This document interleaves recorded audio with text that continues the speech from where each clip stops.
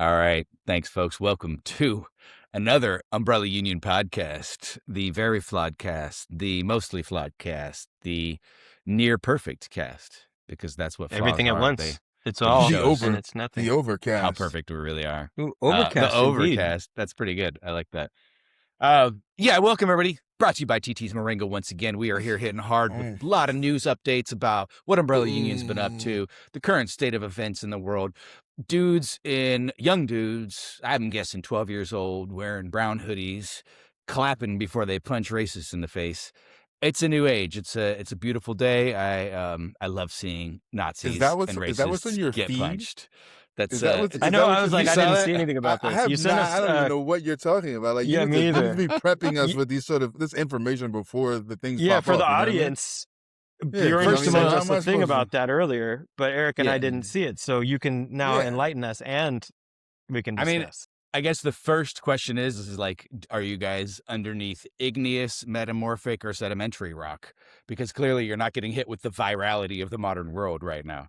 And you should check into how you're absorbing information if you like want to hang on with this sort of stuff. It's important, right? So It's Your enough that- feed, okay. Well, let's just walk that back for a second. Your feed is different than my feed. It's like, for example, you're gonna like my feed. There's not one battle rap ever on my feed. Like, it's never a thing. You know what I mean? Fair. Yeah. But on your feed, it's just like it's part of That's a lot of you know battle what I mean? rap. Oh yeah. Yeah.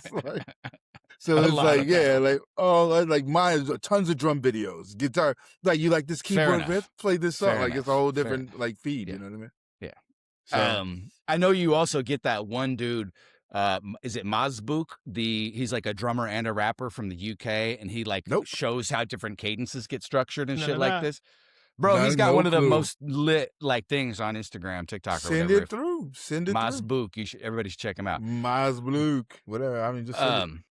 Yeah, Send he's it to dope. him. He's like a filthy drummer, and he gives instruction. He gives breakdowns on rappers using certain cadence structures, and he's like, "Oh, when rapper X did this, do you know why that was filthy? It's because here was the drum pattern, and he decided to accent it with this sort of a cadence structure. And let me show you how that works, and show you a couple alternatives on what he could have done, but why this one works the filthiest." And so he like literally shows you like different ways that could have been rapped, and why the choice to rap it this way was like the way that made it a hit. All that it's dope. It's smart. It's like, I'm not whoa, what is that? Shimmy, the dog. fuck Miss Jim, Cowboy Dave in this motherfucker.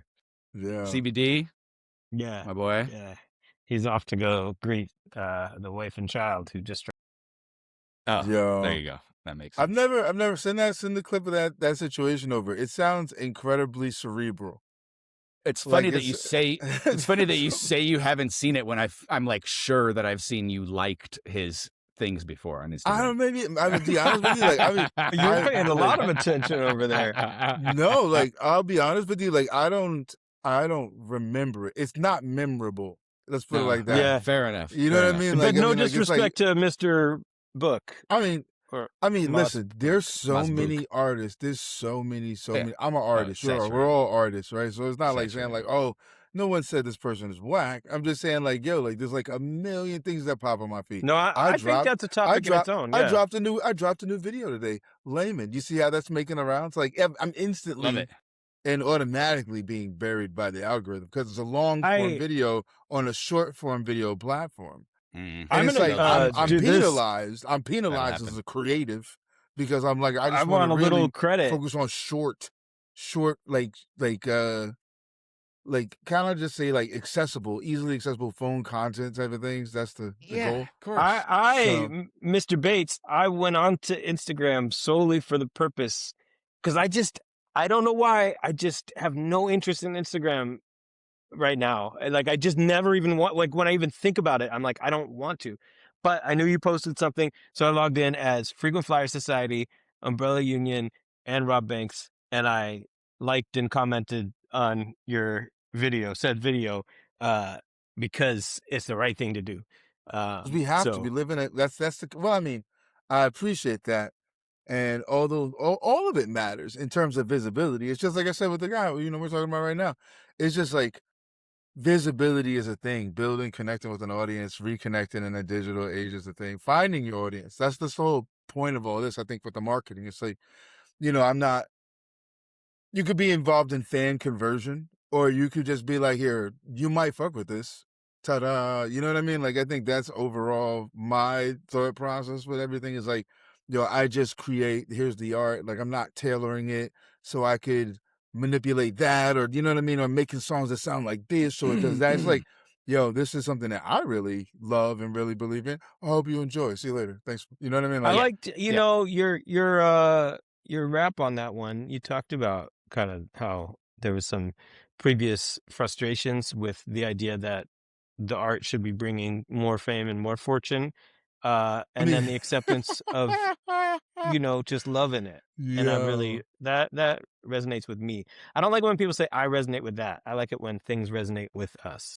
Well, I think I appreciate that, and I'm very happy that that hit home with you. For me, I think it's the song is like for a very long time, and I credit this to you, gentlemen. Like before we started doing the meetups during the pandemic, like I had no real interest in creating and arting going forward. Like I had been like through the ringer with this, you know what I mean? Like multiple deals, like large deals, with with Universal, different, you're all over the place, different independent like releases, and it's all up and down. Like it's just, you know what I mean? Like it's never really straightforward. It's always the game. It's always a popularity contest. There's a number of years where I was attached to a label that was like, we need to make songs that fit into this market, and we need to do things that fit in this market, and just, like there's some people who are just like,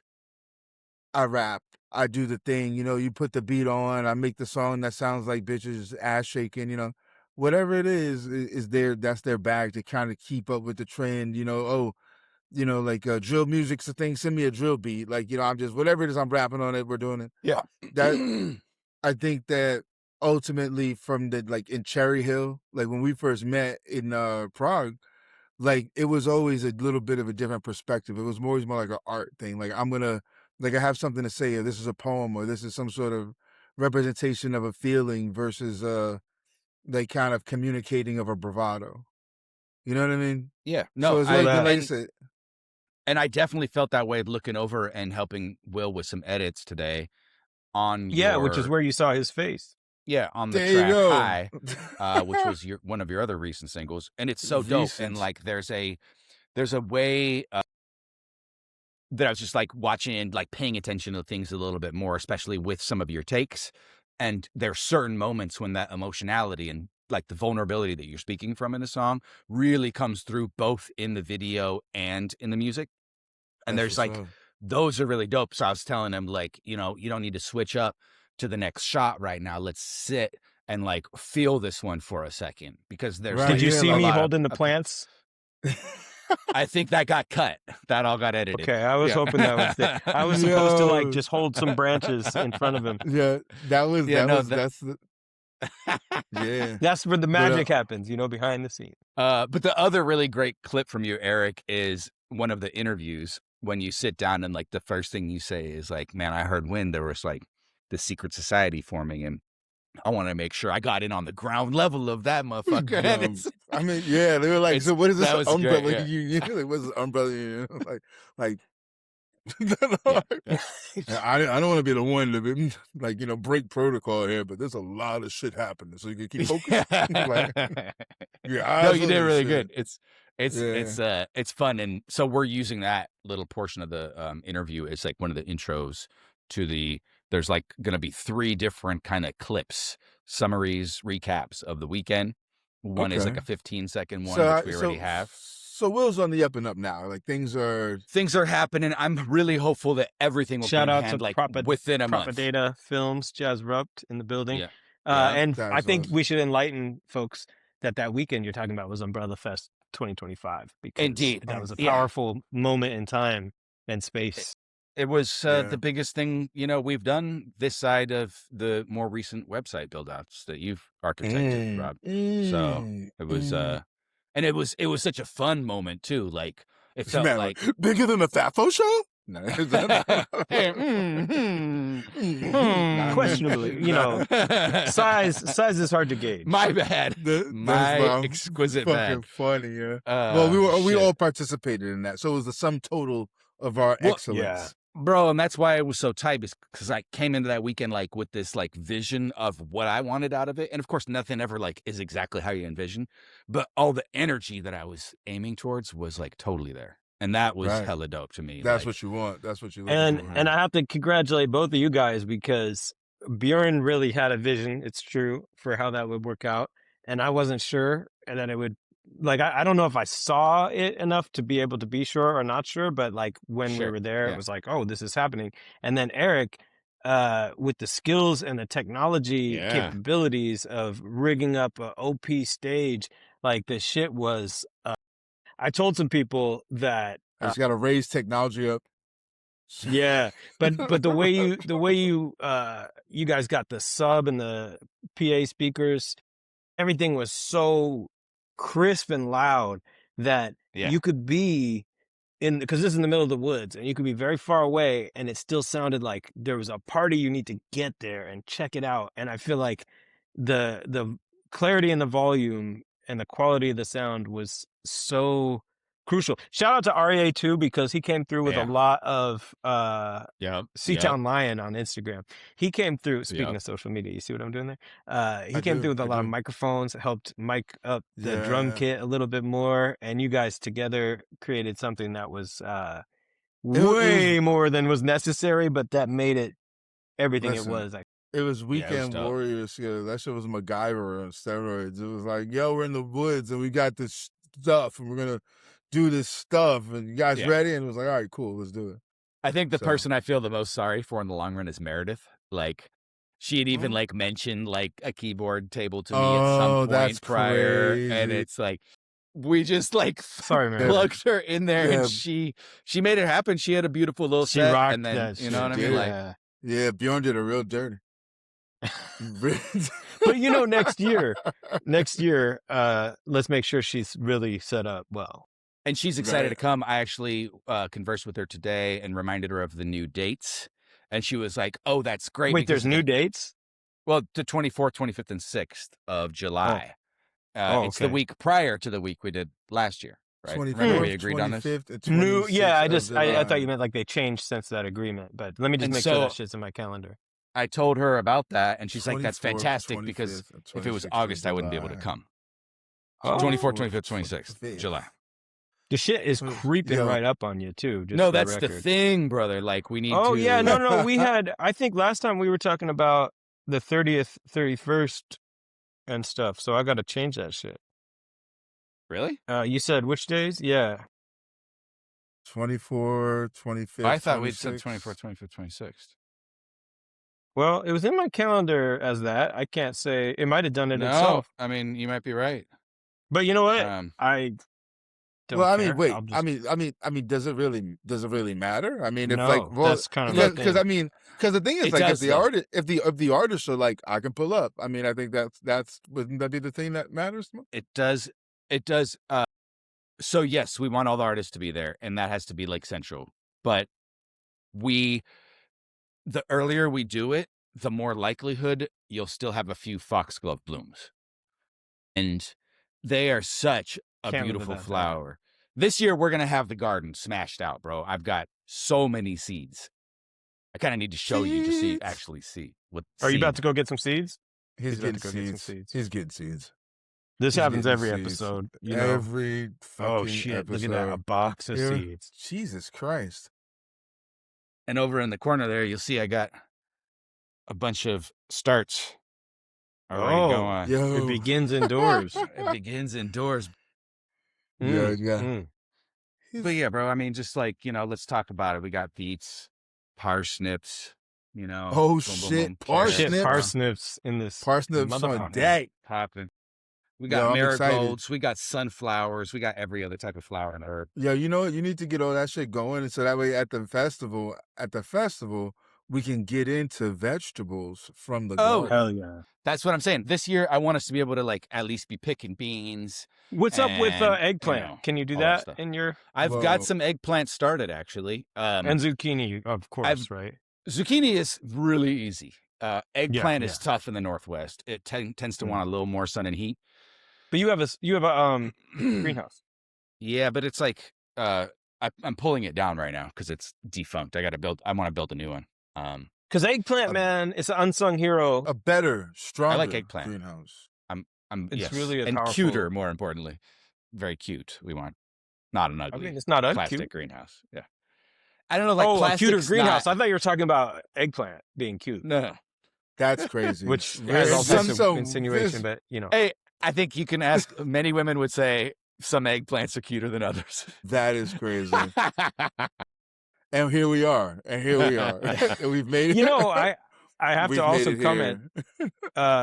This started out in a place that it still has to return to because Aaron, you were going to tell us about something that we haven't seen yet, but it led us into exploring, if you think about it, how social media works, algorithms, looking at each other's faces on digital video, which, you know, is a whole whirlwind of thought. But here we go. Like, why don't you tell us about this video so we can at least... I'm going to tell you. Yeah, because like we've talked about a bunch of videos, so like let's make sure we're on the same page here. Do you want me to tell you about the video of the kid getting punched? I think so because you sent it to us earlier. You sent the topic to us earlier, not the video itself. That's great. I just want to make sure we're on the same page here. All right. The kid got punched? Yeah. So it's a point of view. It's a point of view from this like 13-year-old, and he's in his middle school. And he took a photo of himself before he did this, which he's got a sign that says, "I love and support ICE." And at his school that day, damn, I got the fireworks for that one. That's really funny. That's crazy, bro. Yo. Hold the fuck on. What did I do that deserved it? Like, did I go like that? Or your boy Bavino do a heart? Had that. That's crazy.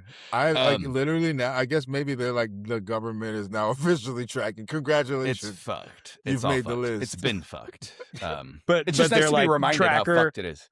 Yeah, like the tracker is so poor that it thinks what he was doing was giving it props. So it was like, "Good job, citizen." No, it's like no, that's like it's congratulations, you've made it on the list. No, and this podcast is so great because we're really keying in on a certain demographic. Like, there's only certain people that can hang with this style of conversation because literally every sentence has a new tangential jump off. Yeah. We can't get through more than a few before the story totally derails. Bro, because we still haven't figured out what's on the other side of this kid's sign. It's great, right? Yeah. All right, so let's get to the sign. What happened with the sign? So he's got the sign, and the school happens to be having like a little anti-ICE like thing going on that day among some of the students that organized it. But he brings his "I love ICE" sign, and then he films himself as he's walking down the halls in his school. And the first group of dudes that pass by are like, "That's crazy, bro. Like, fuck." And like just kind of like shake their heads at him, like, really? And then this other kid comes up, a little heavier set kid, brown, like hoodie, like several days ago or a week or two ago. Yeah, I mean, bro, and the kid. My algorithm is so advanced, dude. This is old news for me. So I saw this a while too, but I just hang on to good topics to bring back to you. Oh, okay, gotcha. So this kid with the brown sweatshirt, like he's like, what does he say, Rob? You've seen the video. He's like, I do my shit on mute. He's like, "Oh, I'm about to punch you in the face for that." I saw that he was talking. I didn't see what he said. I'm about to punch you in the face. And the kid with the sign is like, "You're about to get in a lot of trouble for that." And he's like, "Oh yeah, okay." And he claps his hands and then he fucking knocks the kid. Like just one big punch, and that's all you like see. Then it gets all spun up and shit. And later he's like down the hall arguing with the kid, still got his phone out, and the security's there now, and they're holding the kid with the brown shirt back a little bit, and he's like, "Man, I'm just out here like expressing my what does he say? Expressing my First Amendment. How does he say it? Expressing my opinion. I'm just out here expressing my opinion, man." And the guy's like, "You can entirely fuck off with your opinion." The kid with the brown shirt who just punched him, he was just like nonchalant. "Fuck you for your stupid ass sign, you fucking racist piece of shit." Bop! And just like stood his ground. And he's like, this country bumpkin Iowa white kid looking dude. And it was just like, it was inspirational to see these 13-year-olds that look like they just grew up on Doritos and fucking WrestleMania are holding it down on ethics these days. You know, So, I think it's really it's indicative to the world that we live in, and especially pop culture, for the youth to be so fair and balanced and basically yeah. everybody in. Like, you know what I mean? Like, Yeah. it's like Yeah. everybody in. Like, my son's like getting a world that's filled with everybody, not just one thing. So Totally. the people, and I feel like a lot of this comes from people who came from the old world, where it's just like they used to be shine boys. You know what I mean? Yeah. Like, type of shit. Like, Yeah. as we evolve, it becomes hard to like, and as we evolve and the world becomes closer, it's kind of hard to continue to live in the dark. You know what I mean? When you can easily debunk stuff, when you can easily just pull shit up and be like, that's inaccurate. Yeah. You know what I mean? And the thing is, Totally. like, people want the truth. They want to know their shit is genuine. They can trust in it. And all that's really going on right now is they're just being told, like, "No, I'm not even worried about the truth for." You know what I like? I totally hear you. I think it's a really interesting thing that there's like just as many charlatans now and snake oil salesmen as there ever have been, you I know? mean, it's And money, man. They want them yeah, like everybody like I feel like half these people don't necessarily even believe the shit they say, but it's just like no, totally. the ability to make money off of anything is king. You know what I mean? Like, I think the I would say the propensity for people to sell their souls, so to speak, for comfort is at an all-time high. Sure. You know what I mean? So it's like Mm-hmm. now it's kind of like I don't even know if I believe that, but it sells. Yeah. It's like everyone's looking for a lobbyist, and basically that's like what your promoters are. They're like, "Yo, like, you know, like you say this, we'll definitely be able to support you." And it's like, yeah, I guess I can say that. Yeah. So Yeah. I don't disagree with that. I'm not hugely myself big on the like violence situation unless like attacked. I think there are more clever ways to deal with that than it's still made for good video. And I had this sense that the kid almost was like, I plan to get in trouble for this, Let's but do it it. will be Yeah. worth it. Yeah. And I can't really judge it per se, but I will say I feel personally a little less than comfortable being enthusiastic about young kids violence with each other. I mean, that's the But age you want. That's the age you really. Once you get to our age, it's too old to be out here. I mean, look, Like, that's really when you want to be getting your violence in. Like, you know, yeah, like that's when you well, so when you yeah, heal I and agree. squeeze out a your little bit more your violence knees are before good, like bro. 18. Like, Yeah. 100%. Adult violence is very different than like child and teenage violence. It's very geriatric different. violence, not a Yeah. thing, bro. Yeah, Like, yeah. I mean, the podcast audience got to meet our good friend, the Honorable Kelly, the other day. And I know he made a big splash when he was here for about an hour with everybody. And Yeah. Kelly Huge and I have a splash. long Rippling. standing conversation about the ills of society and its positives and how we envision the world becoming better, etc. And one theme that consistently runs through it is there's a lot of motherfuckers out there that should have gotten punched at a certain point. Just like a good punch or two, just lay this motherfucker out once. It doesn't have to really hurt, but just put him back in his place real quick. Because people get, like, honestly, and that's human society up until this new era, you would have gotten punched. You're in a village of fucking 20, 50 motherfuckers out here farming and you're acting a fool. Are you kidding me, bro? Get in Well, your I mean, I fucking feel like- place. Don't be a dickbag. I You're feel getting like punched. that's that was part of the community. Like, right now we live Yeah. in a very independent, you know what I mean? Like, right now Exactly. I everybody's know. independent. Like, this person, there's no community. So before, there was this idea where it's like a line that I feel like there's a line that we're all going to toe in this community. And when people get out of that line, the community, you know, sets the standards and guides them. I think now it's like every man for themselves and you set the standard over there, but everybody's standard is different for how they want their people interacted with. It's like your child is a dickhead and completely fucking shit up, but no one should say anything because it's your child. You know what I mean? Yeah, Type of energy. exactly. Yeah, It's like, exactly. you know, No, so. we need to police each other a little bit better. And that's what society is. That's what society should do, is Well, police itself. and that's what, like, when you have the community and the trust in the community. Like I mean, the honest part is like you really got to have all the things in play. It just can't be like, we're out here to police people should, but the idea is like when the community's like, yo, you're fucking up, people can be like, all right. Yeah. I Chill out a mean, little policing bit. our behavior more than anything But else. that's what I'm like, saying. Yeah, like exactly. Yeah. Because I think that's see, like, but if that's what's it's true, standards. You know what I mean? violence, like to me, that is not the world we should be promoting or trying to seek. At the same time, people who are trying to what's that called, provoke others and do shit and be like, oh, what are you gonna do, like, and hide behind things. I'm not for that I've never either. been a fan. But I've never been a yeah, fan. and I'm still not a fan. I don't like I people hear who you. are. I don't like people who are provocative for provocation's sake. You know what I I don't mean? either. Absolutely. Like it's just the point where it's just like, all right, whatever, bro. Have a good day, man. And this is another beautiful and ongoing conversation that I've had with another good friend of mine, Mr. Rob Banks Beats here, broadcasting live from the southern end of the sound. But Yeah, he and I have talked at length about violence, nonviolence, where violence has a place, et cetera, like that. And Rob has been, admittedly, amongst many other things, extraordinarily consistent about his stance on violence. And he has always been against any form of violence, regardless of situation. He believes that there's like a peaceful solution to it. And I love the consistency of that. I have been tempered by this belief that regardless of like my personal morality towards these things, we do exist in a plane, a physical plane where might is right. And as mortal animals with families who we hold dear, the threat of harm to ourselves or them is always the greatest motivator for anything, right? We'll operate out of that fear more than we'll operate out of anything else. And that makes might and the threat of violence the most powerful device within our existence. Well, I mean, it's so like, self-preservation. I'm not a violent person.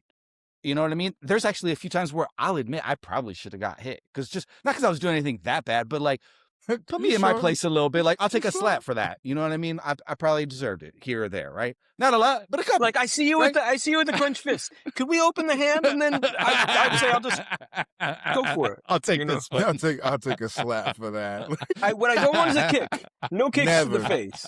Never. Yeah. I think that's. I mean, to each their own. You know. You'd rather get hit than slapped. No, I mean, I'm always is like I'm not interested in either. And if you put your fucking hands on me, it's gonna be a fucking problem. Keep your fucking hands to yourself. Like everybody, like, yo, everybody keep your fucking hands to yourself. Men on men, women on women. Everybody, we should be able to. We should be able to really to communicate and just work shit out. But there's a point where it's like all bets are off.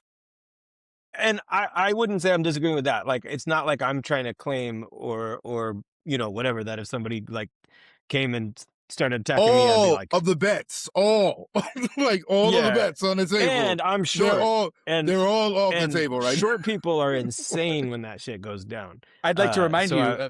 Can I tell a story about that, Rob? About you wilding? Sure. Okay. About Rob. The setting. There have been a few episodes. The setting I can't deny those either. Nonviolent Rob in Prague. All right. The setting is dusk till dawn, and our favorite hangout down right in the core of Prague. And we were there as always, clockwork, drinking beers. This event, I had been hired as like the CD DJ, so I'm back there with the bartenders with a Discman. They had two CD players, and I just had to like start and stop them. Yeah, exactly. It was so dumb. Oh, bro. But so I'm like OutKast and some Prince and some Michael Jackson because they're having a little Halloween party, right? And Halloween, okay. It was a Halloween party, and they were like showing some films on the back. They had a projector. A couple people were dressed up, but not a lot. But it was pretty well packed. And there was a young lady there who Robin had an affinity for at a certain time, but time had come and gone, and she at that point was like, she was dating one of the bartenders, I believe, of the establishment we were in. Yeah, I think you're right. I kind of forgot, but yes, that's true. And he was out in the crowd with our other friends. She was seated at the bar. I am behind the bar playing the DJ. And this dude comes up to her, and she's an attractive young lady, and he like has his hand on her arm in the pretty, like, that's not really that cool way. You know, he's like holding Well, no, her. he and was she's like saying really weird shit to her because I was kind of I was kind of close to it, and he was like saying weird shit to her, and then she was like, "Get away from me," and that's when he like grabbed her. Yeah. Okay, there you go. So saying weird shit, getting told to leave, not leaving, and then grabbing upon this Rob woman's is arm. basically a stand-up guy. Rob is not having that shit. And so here we go, policing other people's behavior with violence. He grabs this motherfucker by his fucking shirt. And dude was like, I don't know, like a 45-year-old, kind of like medium build, pretty buffer looking dude, not a wimp. And Rob just but he wasn't that tough. He wasn't that tough. Sure, but you just barreled him backwards through the crowd to where he was like trying to get his balance, his arms are cartwheeling. I was really impressed that the balance worked that way at the time. Yeah. And then boom, Rob just lays him down to the ground. Rob cocks back the other hand and he's about to deliver a blow. And then like everybody's like jumping across the bar and like we grab Rob and extract him from the situation. Everything I turn back the music. The bartenders and stuff. Everybody's like, break it up. Yeah. Bring it up. Get off of him. But yeah, Rob. They tried to kick me out too, remember? And then we were like, no, you can't kick No, Rob he was defending your girlfriend or whatever. And the guy was like, not the banks. All right, you're back in. Yeah. I was like, you keep him around, bro. He will fucking make sure this place stays cool. Damn. It was lucky for me though, because that guy did not expect any of that. And when I saw it, I just like reacted. It wasn't like I had a plan, you know? Yeah, and I remember just like grabbing him. And then he started like already stumbling. He was probably super drunk, you know? And so it's like, as soon, like, it wasn't even like my intent was like, I'm going to, do that kind of like drive thing. It was almost like, oh, like, I'm going to fall down with this dude if I don't keep pushing him. And then it was like, oh, now I got to like do something because he's going to come back at me. You know what I mean? So that's when there's another push sequence that also took place in Prague, but it was a little less violent. And way less violent. That was so we were the type of motherfuckers that would show up to the little club a little bit early because we're ready to start drinking and fucking kicking it, right? So we came to the M1. And it turns out M1 Secret Lounge. Shout out to M1 Secret Lounge. Masna Jedna. Yeah, and so we go to the back and just sit ourselves at the VIP table, even though it says reserved back. And they come back and they're like, "Bro, this is reserved." And we're like, "Nah, there's like 10 of us. We're here. It's good. We're reserved." And they're like, "Fuck, we don't feel like fighting with these motherfuckers." Turns out the motherfuckers that reserved it are actually like Hollywood ass motherfuckers, and they just didn't bother anybody. They just sat down at the lower fucking table. Amongst those motherfuckers is a dude named Matt Damon. Now, Rob has to go to the bathroom, and Matt Damon's like bent over at the edge of the VIP. The VIP was like elevated a little bit, but Rob's got to descend, and Matt Damon's is in the fucking way. And so Matt Damon's has got to get pushed out of the way by his back pretty stiffly, but not violently, for Rob to like get past and go to the bathroom. I do not knowing it's a Matt Damon, but still pushing him out the way. In my mind, because people told me about it later. They're like, "Remember when you pushed Matt Damon?" And I was like, "No, you're talking about someone else. That didn't happen." And they're like, No, you did." And I was like, "No, I've never even seen Matt Damon." And they were like, "No." And then they told me that story. And I was like, "Oh man, I was just like gently moving someone out of the way to go to the bathroom. Like I was just like, excuse me kind of thing." I was also in Matt Damon remembers you, yo. Oh, yeah. That jerk from Prague. Shit. Yeah, he's been like plotting. Fucking M1. Like, I'll never go back there again. Yo, odd fact. I DJ'd at M1 for a year and a half. I was we had the Blackout radio show with me and DJ Ravel, and that shit paid like absolutely no bread. So I was like, listen, don't fret. Here's what we're gonna do. We're gonna partner with M1, the number one like urban dance club in the heart of Prague. And we had like every Tuesday night we had the Blackout night there, and so we just run it. So it was crazy. Like they had the pub crawls come through and everything. Like remember the pub crawls? Like that was like with like one was overly the vibe. Rambunctious British and German people, right? Like Americans too. Like it was just anybody too. who was trying to get drunk. Anybody like a good, like you pay like, what is it, like maybe like 250 crowns at the time, like basically $10-15. Yeah. And you get a night full of drinking, like unlimited beers and shots and shit. Like it's just crazy. Yeah. Oh yeah. I do have to, we're obviously reminiscent on Prague. So for the audience, the three of us all lived in Prague at different times. but In the same together. place. I lived For the there. audience. Bjorn brought me out there for a while, and then after Bjorn left, Eric showed up, and so I lived in Prague as roommates And with then- both of these guys in Prague. But one time, towards the end of Bjorn's tenure in Prague, we were out at a club, and we were going to get a taxi home. And I guess we just hailed a cab. And it was like a little Skoda, you know, like came by and got in. We got in the back seat, and it was a female cab driver, which was not the most common thing that we'd seen there. I mean, even honestly here, until like Uber. And she was like, I don't know if she was already playing music or what, but do you remember this, Bjorn? She had like Yeah. a 12-inch I remember. subwoofer or something in the back of that Skoda. And she was like, do you want to, we're like, turn it up. We're drunk. We're having fun. She was listening to the Shaggy album. Like, you know, it wasn't me, but the whole album, like not just the radio songs with the sub all turned up. And we were just like, we had a long drive. So we heard like 7 Shaggy songs with the system It was in dope. Prague, drunk in the middle of the night with a female cab driver. And it was just like so surreal. Like, and I was like, dude, Shaggy's dope. What the fuck? Yeah, we were blown away. We Yeah, were like, I was like, nobody told me this shit. Fucking hell. Yeah, it's funny. It's like, who knew? Who knew? Yeah, I had no idea, but you know, I'm credit where feeling credit's so due, right? cool. Yo, that's Feeling crazy. so cool at the stoplight, just sitting in this cab that was slamming. Looking at people catching with our trams, windows listening down, to yeah. Shaggy Hello Loud. Walking down the street, watching Yeah. strangers. Yeah, hell yeah. So good. That's crazy. That was great. Yeah, there were a lot of great moments over there. Yeah. I know you Prague guys was a had lot of many fun. too. Yeah, Yeah. Because I think I did some Czechia. shows. I did like 1 or 2 shows with you, Eric, where I was just like a hype man who's just not very hype, you know, but I think you were Yo, like, here, that's just drink crazy. these Red Bull vodkas. And because there's that one club that has multiple floors. I think I went to a show there with you and Oh, Joel yo. too, Bjorn. No, yo, remember, Yeah, yo, yeah, we did. Yeah, down in Karlovy Lajny. Karlovy Yeah, the Lajny. Lajny Holy Club shit. or whatever. We in the Karlovy bottom Lajny. floor. The bottom floor was like Karlo- all brick and like 2 floor size. Karlovy Lajny. Karlovy Lajny, right? That shit is crazy. Back in the day, we used to pile in. That was like me or Henry D. Bro.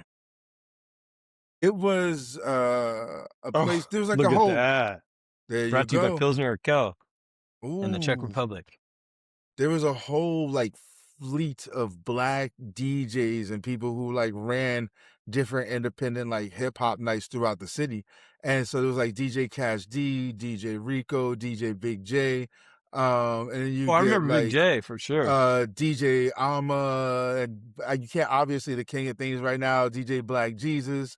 So there's all these DJs, and they name. would have yo. I did it, yo, when I was back visiting Witch, and I had the little kind of after party get together thing. Black Jesus was the person who organized that. Yo, they still Hell yeah. kings. I Shout tell you, out to Black kings. Jesus. Yo, for sure. Much love to Black Jesus. But like they had the Karlovy Lajny on lock. So Saturday night they'd be like, yo, they got all these tourists coming in from out of town. We're gonna come down there and pop down and do a show. So you go to Karlovy Lajny, you do like maybe like a 15, 20-minute set, and they slide you like maybe like $200 for like a 20-minute set. It's back in the Yeah. day, bro. That was big. And that was like a Back in tourist, it. like a lot of tourists partied there, right? Yeah. Well, I mean, the thing is, like, it was In the crowd, because it was like multiple layers or levels of. it was party. marketed as the largest dance club in Eastern in Europe. Eastern Europe or Central Yeah, Europe. yeah, Central Europe. Sorry. That's sorry. Yeah. Central Europe. No disrespect to Western No. or Eastern or Northern No, or Southern Europe. Central. I really believe it's Central Europe because when you're there, it's really in the middle of things. Yeah, like absolutely. dead ass Right. in the middle of things. Right in the middle. But yeah, absolutely. I so think it's you're right. like, but yeah, So- like so they, yeah, That place was so bad as far as fire code is concerned. The stairwells up and Oh, it's down, different. and like it was like 6 floors of dance club. And then the bottom floor was like double size, 2 floors deep, Yeah. right? And you go up to the jungle level, and you go Yeah, to they the had the fucking ice room? techno Yeah, I remember level, going to and you different go to the- levels. and of it was just like the tempo vibes.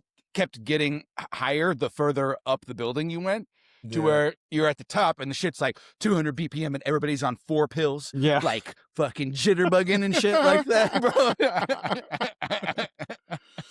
It was That's wild. Man, That shit was that was an hilarious. eye-opening world to experience, man. I'm grateful for that time. Because what's crazy is we're now middle-aged men, you know, in the middle of our 40s, and we were like, I mean, all of us must, because we're all very close in age. So we're like 22, 21, Yeah. 22, 23, Yeah, you know, something like 22. that. We were 22. babies, yeah. We were Yeah. babies out there. Babies. And just, Shaggy is dope. What? Like, you know, just impressionable as fuck. Yeah, that's funny. Yeah, I love that absolutely. city. It's an amazing city.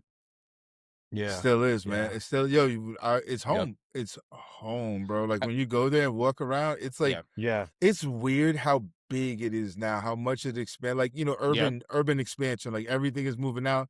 Areas that weren't really heavily populated have been like completely populated, new housing, building, the market, everything's expanded. But it's the home. When you go there, you feel it.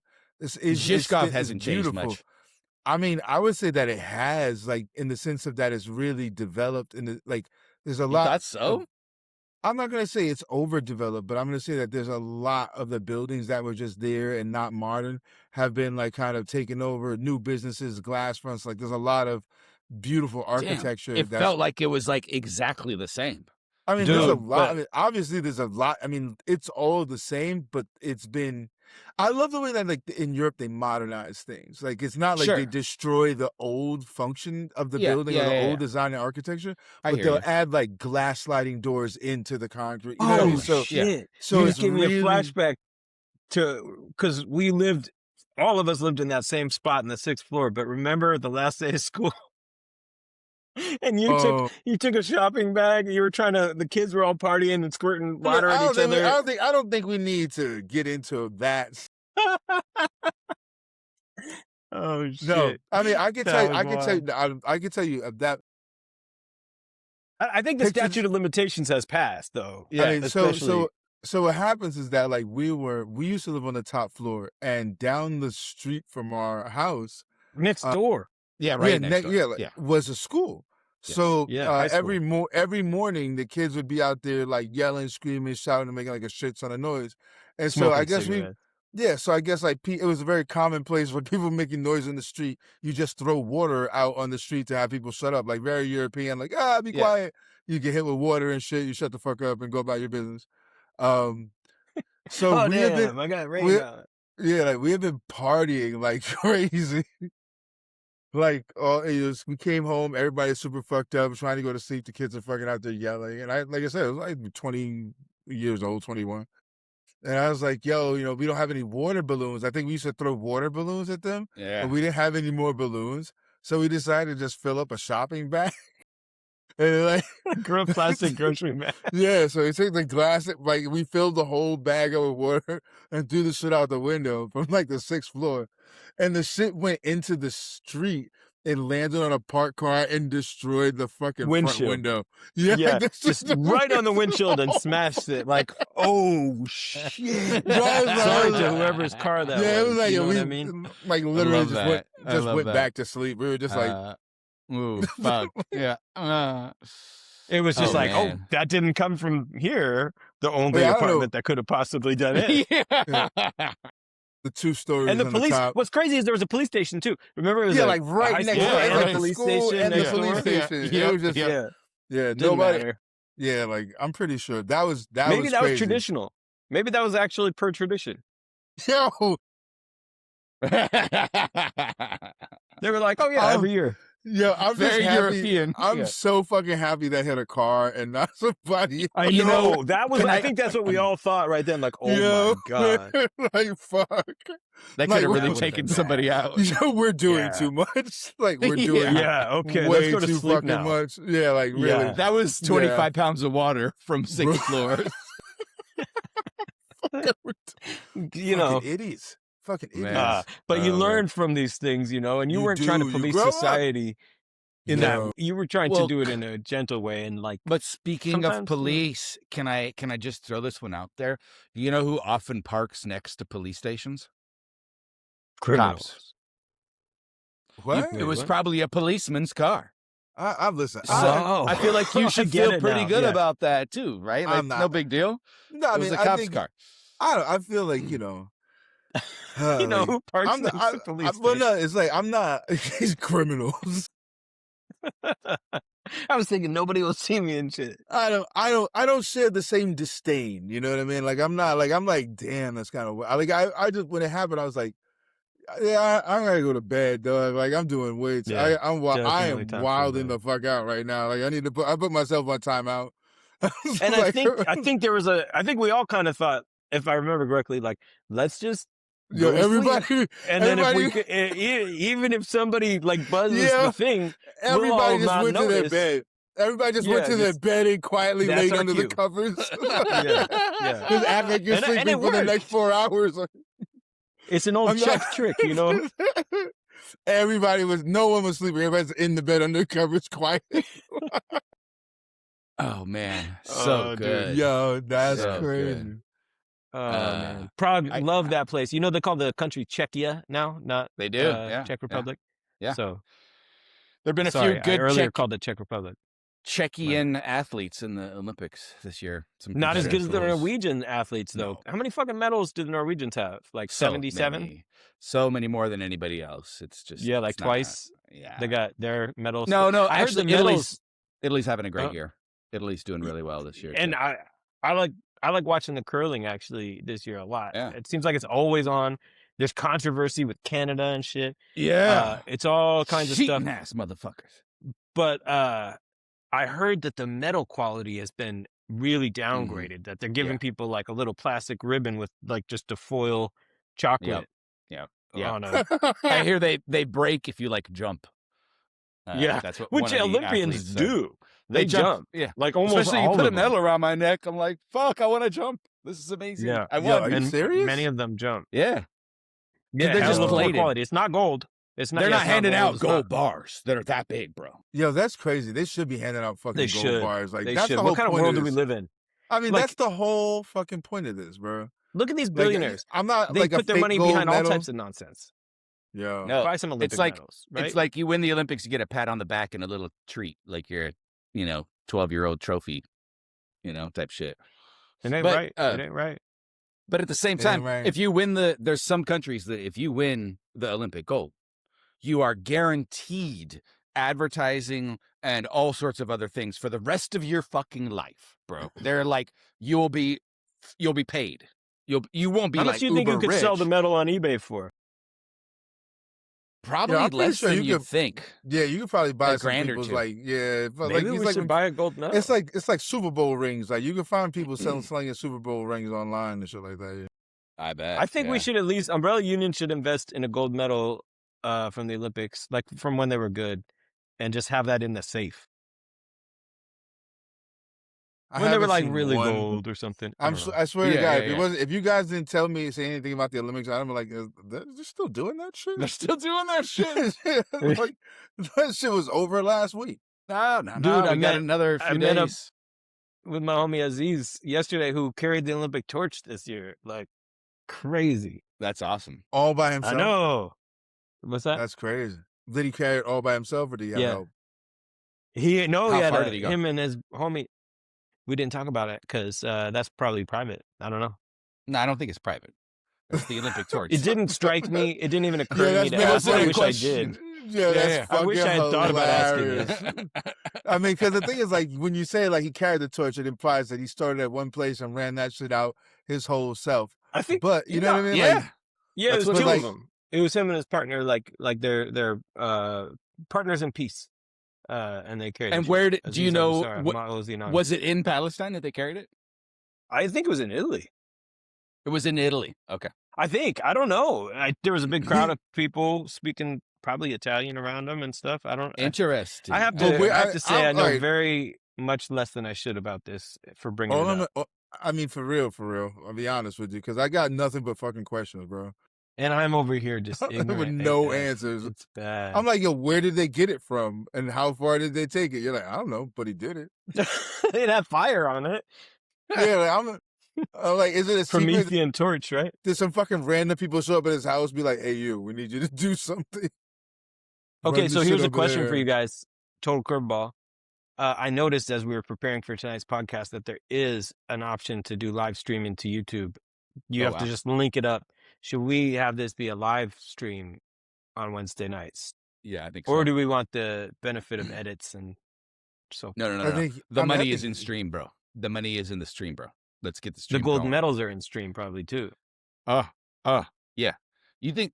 I mean, nobody who is cool doesn't stream. That's kind of where the world has come to right that's now. fucking Yeah, hilarious. that's fucking true. If We you're need a cool, Twitch. you're streaming right now. I mean, Like, the thing all is, the like, time. if you're streaming to a platform, you know, whatever, man, do whatever the fuck you want. I'll be here. I love you guys. I'll see you when you get back. But you Like don't what? have a preference one way or another on. I mean, like, No. I'm here. Okay, I mean, like, that's cool. It's I mean, I like I can the work with edited that. shit. I like the edited shit is great for the replay. But I mean, like, are you guys really like taking the audio from this and creating a podcast channel?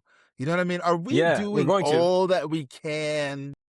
I You feel want we're it on going to just be audio doing too? more. we need several Yeah. interns. Yes. Okay. Believe me. You know, I've been filling the plate up with a lot of stuff lately. It's crazy because I don't have a job right now and I'm feeling busier than ever. Yeah. But Yeah. but like, yes, audio because we got to release it to Apple, on their thing. You know, YouTube. It should be an audio one that you can listen to later because Lord knows people need to hear what we're saying. I mean, listen to tonight. It's just proof. Case in point. Streamed live and released on the Yeah, different, you know, platforms, the socials. I heard you. You got to get you got to get Layman up on the social as well and start putting that marketing into these sort of pieces of content and stuff like that. Yeah. Since we want to market stuff, like I feel like the want to market things is high. So Yeah, but I've been like shy because I've been, as Bjorn saw last night, I've been slowly chipping away at the website and it's just not in a presentable place right now. But I would say, hopefully, Bjorn, you saw at least the utility of what I've set up. Because, Eric, it took me a few weeks, but I figured out how to use ChatGPT to where it has a back-end access to the website so I can tell it to do things. Like yesterday, after we finished our conversation, Bjorn, I was like, I want a podcast page. We got to have a place where we embed the YouTube video of the podcast, and it's got to have the most recent one up here big, and then it's got to have each of the subsequent weeks from prior, or I guess prerequisite, not subsequent, but the previous ones below, and it should take you to see it. So that page is built but not working yet. So just the list is very long. That's what's up. Yeah, I honestly didn't even think about that, but we definitely want the podcast page. Well, that's on our that's coming. There's actually 100%. already a little menu item for it, but it just takes you to a page that isn't yet working. So that's why I'm hesitant to be on some real promotion stuff yet. We're right around the corner. A little bit. Yeah, very around the corner. Very, very. Like I could start seeing around the corner almost. You know what I mean? Like close enough to the high school and the police station that you could throw a bag full of water and smash a car window around that corner. That's crazy that we're gonna walk back down there. We're just about to drop that bag. That's crazy. That's crazy. Crazy. You're right. You're right. Listen, it was no harm, no foul. What can I say? Yeah. No, and I mean, kids being kids, locker room talk. Yeah, boys will be boys. Hey, you know, karma is a weird thing. Sometimes you don't know when you're delivering it on behalf of the universe. Because we were, and we were did not divinely inspired. You know what? I've always been blessed and highly favored, and I'll take that as part of me doing. These hands do God's work. You know what I mean? Clearly, yeah. It was all meant. Who's going to argue with it? I don't want to. Hey. We got tons of bags over here, so you know, like, if you want to argue, yeah, don't even try. Like, I will fill another bag up. And I do not live on the ground floor, so whatever. So here's an aside, and I think that how do you feel about that? I think making consistently like recurring music themes part of something we can chop it up and talk about would be a great idea. Last week we talked about something with Mishak about coming up with some like favorite songs, right? Wasn't that part of the idea? Rob, do you remember that? Oh, shit. Yeah, you said, I think just for the clarity's sake, you asked Mishak what are his favorite beats, rap beats. Take away the raps, just what are the beats? And he said, I have no idea. And I said, no idea. For God's sake, I don't even know either. And I where to start, making right? beats. Yeah. And so I've been tinkling around a little bit with this idea myself. And I've had some conversations with Kelly as well about this topic, who you guys met Okay, you're next bringing week, an the audience. ambassador's Yeah. approach. Ambassador. And well, Kelly was actually the reason that this all prompted, because he was asked the question by somebody, and then brought his like answers to me and was like telling me about why all the processes he'd been going through and trying to develop his answers. And coming up with 3 is hard. Like your 3 favorite just musical pieces of hip hop. Fuck the rap part. Fuck any vocals. Like remove the vocals and just what's happening with the music. And it's like, and in our conversations we were talking about, I was like, but like you got to go back to the archives. Like, what about Tila and some 8-Ball and MJG shit from Suave House? Like, there was a sound coming out of the Midwest and the South at a certain time that was so musical and so beautiful that some of those beats still stand out to me and are so groovy. And like, I was like, but you know, you got to like, if you're going into those archives, where are you going? So it turns out his top choices was, it was a Public Enemy song. And I totally appreciate the choice on this too. I'm gonna pull it up here so and share it with you. You're gonna go with the live list. Yeah, I'm gonna tell you where he was. So, I can tell Eric's got something great to say about this too. So I'm looking forward to his. His number one is Diamond. You better know already. Black Steel, An Hour of Chaos by Public Enemy. Number 2 was Best Rapper Alive by Lil Wayne. Number 3, Grinding on My Life, Nipsey Hussle. 4, Black Market by Doomsday. You know that song too. That's a cold one though. Such a good beat. Is that the one that's like from the black market? Yep. Yeah, that shit's crazy. His number 5 was his wild card. I got 5 on it. Yeah, you said 3, but I was like, I think it's 5. That's why it's impossible to say 3, right? You know what I mean? Yeah, I think this is a stupid conversation. Well, don't get me started, because I can't even do favorites. It's impossible. Yeah, I'll be honest with you. I can like, categorize like, and talk if about you're talking about, like, because the thing is, like, there's so many beats that are just like crazy, but like from a production and what, like, if you listen to instrumentals, they're kind of fucking boring a lot of times. Like, because you realize how I was having much this conversation yesterday. Actually, you realize how much work the rapper is really doing it, and how much is just a loop behind this guy. And it's like the loop. If like by the time you hit a loop like 8 or 10 times without the rap on it, you're like, that's cool. But then like, go ahead and for wrap it example, up. It's like the music at the award show. Okay, let's hear it. All right, I got my 3. Fuck, I know you want to be a hater on this, but like, look, there's so much great rap music. I want to dissect it. I don't want to hate it. And I think it's fun. I think it's fun. Aspects. All right, here's my 3, just because I wanted to come up with them. You've been thinking about it. You did your homework. Today. Yeah. All right, go give it to us. Give it to us. Lay it down. All right, out of the East Coast, we got Fish. Ghostface Killah Iron Man album produced by RZA. That's a great. Yeah, that's a great one. I like that. We got Fish and tossed salads, One Mo rap ballads. One Mo Gin by That's E40. a crazy beat. One Mo Gin by E40. I would it's have on to listen to that one. The last song on Element of Surprise. It's disc I'll know it if I hear it, but it's it's not in my so fucking good. And then it's not in my bank. My number 3 was man, tough, but I'm gonna go with Devin the Dude, To the Extreme. Interesting. Oh, okay. See, so just to clarify, my problem is it's like, what moment are you catching me in? What mood are you catching me in? What do I want to listen to now versus like what do I think is the best? Big shout out to Rob Banks for putting me on to Devin the Dude in the first place. Well, you're welcome, man. That was one of the pleasures of my life. That was an honor and a privilege. And shout out to Devin the Dude. Devin the Dude, man. For fuck's sake. Like, nobody was even thinking that lane until he took it. He should be way bigger than he is. He should have a Grammy and a half. He should be bigger than Drake. Bigger than Drake, for sure. He's kind of the original, better than Drake, Sorry, Drake. Oh, that's fucked. Not that original. Sorry. Oh, sorry, Drake. Not sorry. Jesus, I didn't even mean to do it. That's funny. Sorry. This is like, for example, like if some of the greatest rap music, for me, it's gonna be sound fucking funny as shit. But it's like Rick Ross, Maybach music 1, 2, and 3. Like, if you ever hear, like, it's like it's fucking insane music. Like, you don't need any rap to it. Like, it's because the music keeps changing. Like, it's all these soundscapes and like horns and themes and shit. Like, just the production value of those sequences of songs is like it's crazy. You know what I mean? Yeah. Like, but it has nothing to do with you know what I mean? Like with the with the rap. artist named Yeah, artist, right? the rap's cool, but it's like the I music love it. itself I is love like it. Jesus I love fucking it. Christ. Like this is I love it. Yeah. amazing music. Period. I hear Yeah, that. you know, I that agree makes me with you. actually think, for me, I this agree with you. question's easier almost. So even Bjorn, when you started mentioning stuff like 8 Ball and MJG, it made me feel like I almost can't even look at it like as if hip hop's just a whole landscape.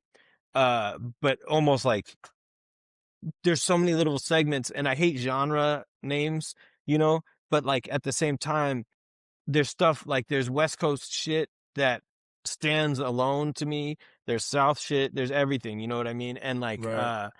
like what you said earlier too, Eric. Like, because I had this conversation yesterday. I was saying like, there's songs where the beat, if you listen to it on its own, is boring.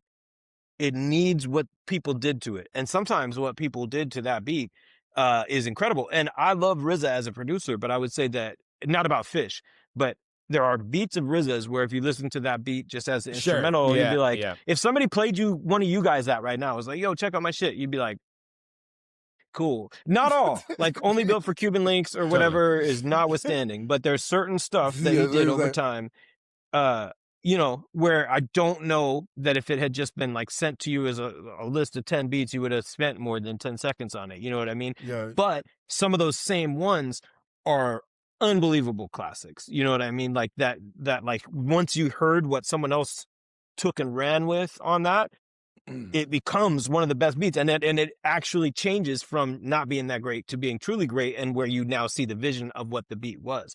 But there's You- also beats that are the ones doing the work.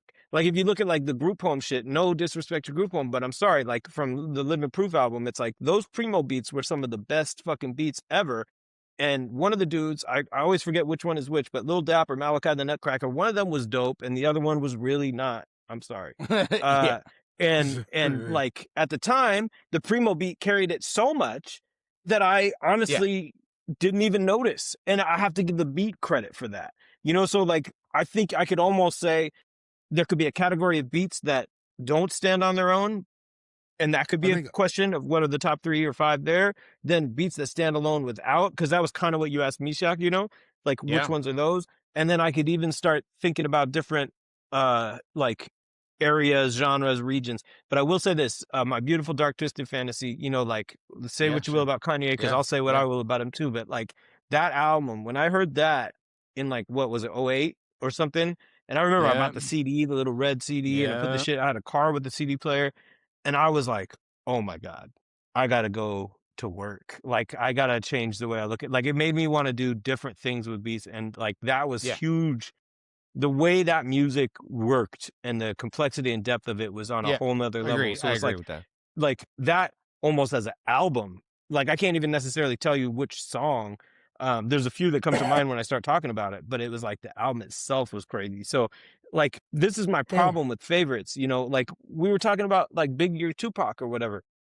It's like, I genuinely love both of those guys. Like, I do not even, my brain doesn't have the capacity to try to say who's better, because there's Tupac songs that were formative for my life. Like the Thug Life album, you know, Straight Ballin', that song, like Yeah, bro. when I heard that shit as like a 7th grader, like, but then like I also heard Biggie like probably the next year on Ready to Die, and like Yeah. Everyday Struggle, Machine Yeah. Gun Funk, some of that stuff like was just also like, I can't, the beats is one thing, but the lyrics too. I loved them both. Like I didn't, I don't know, like it's just very, very difficult for me to try to quantify it. Like it's just greatness. Like there is such a thing as greatness, and when it's achieved, it's not really important. Like you could say what's for this mood, Well, I mean, what's the it thing is, better like, of this or it's that, all you know? it's all subjective and people's personal preferences. Like that's the bottom. Like there's no like that's the truth of it, is that there is no great, best. It's whatever you like. You know what I mean? So at the end of the day, it's like there could be somebody who like makes like street music, and you like, yo, I fuck with that. Like that's all shit, and it's just like that's what you like. But somebody else can come through and be on some like Lupe Fiasco type of time. You could be like, damn man, I hate it. Like, why? It's like, because it's not this shit. And you're like, Yeah. well, but this is great. This is brilliant. Like, look at this cadence, this is all this stuff. Like, you know what I mean? Like, it's all subjective. So I think it's like one of those What things about where it's this just- though? What about this question then? What about something that you didn't like at first? And Well, then later you were there's like, how did I miss how good this was? Can you think of anything like that? Because I can definitely think of a few. I was having this conversation with the Grinch today at work a little bit. Shout out to the About- Grinch. Lots shout of out to the names Grinch. to drop. The Umbrella Yeah. Union just loves Yeah. everybody for what it's worth, except the brown shirt guy. Yeah, but I came in the kitchen and they were like, "Hey, who's a rapper who you really don't like?" And I was like, "Man, there's a few, but hold on, let me think about it for a second, because it's not like I keep hate on the front of my tongue." Right? Everybody always says Silk the Shocker, right? That's like the first Yeah, we one. got to Silk, Of course. But like, yeah. but we talked about Blueface as the transition to Silk, right? Oh, I don't. Because Blueface is pretty terrible, but he Um. does a similar in front of the beat by not an appropriate amount of time style that Silk the Shocker. Inappropriate Russian. It's an inappropriately rushed rap. And the kids love that shit though. You know what I mean? Anyway, Yeah. but like there's people like, honestly, like even like your Future or your Young Thug. At first I was like, my ears don't know what to do here. But then after a little while I was like, okay, Young Thug's got some bars actually. He's not a dumb dude, right? You know what I mean? I kind of like a lot of like the styling he does. Like I grew to like appreciate some of that, right? Not all of it. It's not all for me, but some of it I really appreciate some genius behind it. Same with Kodak Black, bro. At first I was like, what are my eyes actually or ears trying to actually interpret? And then I was like, I hear parts of this that make me understand why kids love this guy, right? And then I tried to get into NBA Youngboy, right? So NBA Youngboy is like the final boss in this chapter, right? Hey man, salute to you for all this expert work. all I'm saying, like, I haven't even tried any of these levels.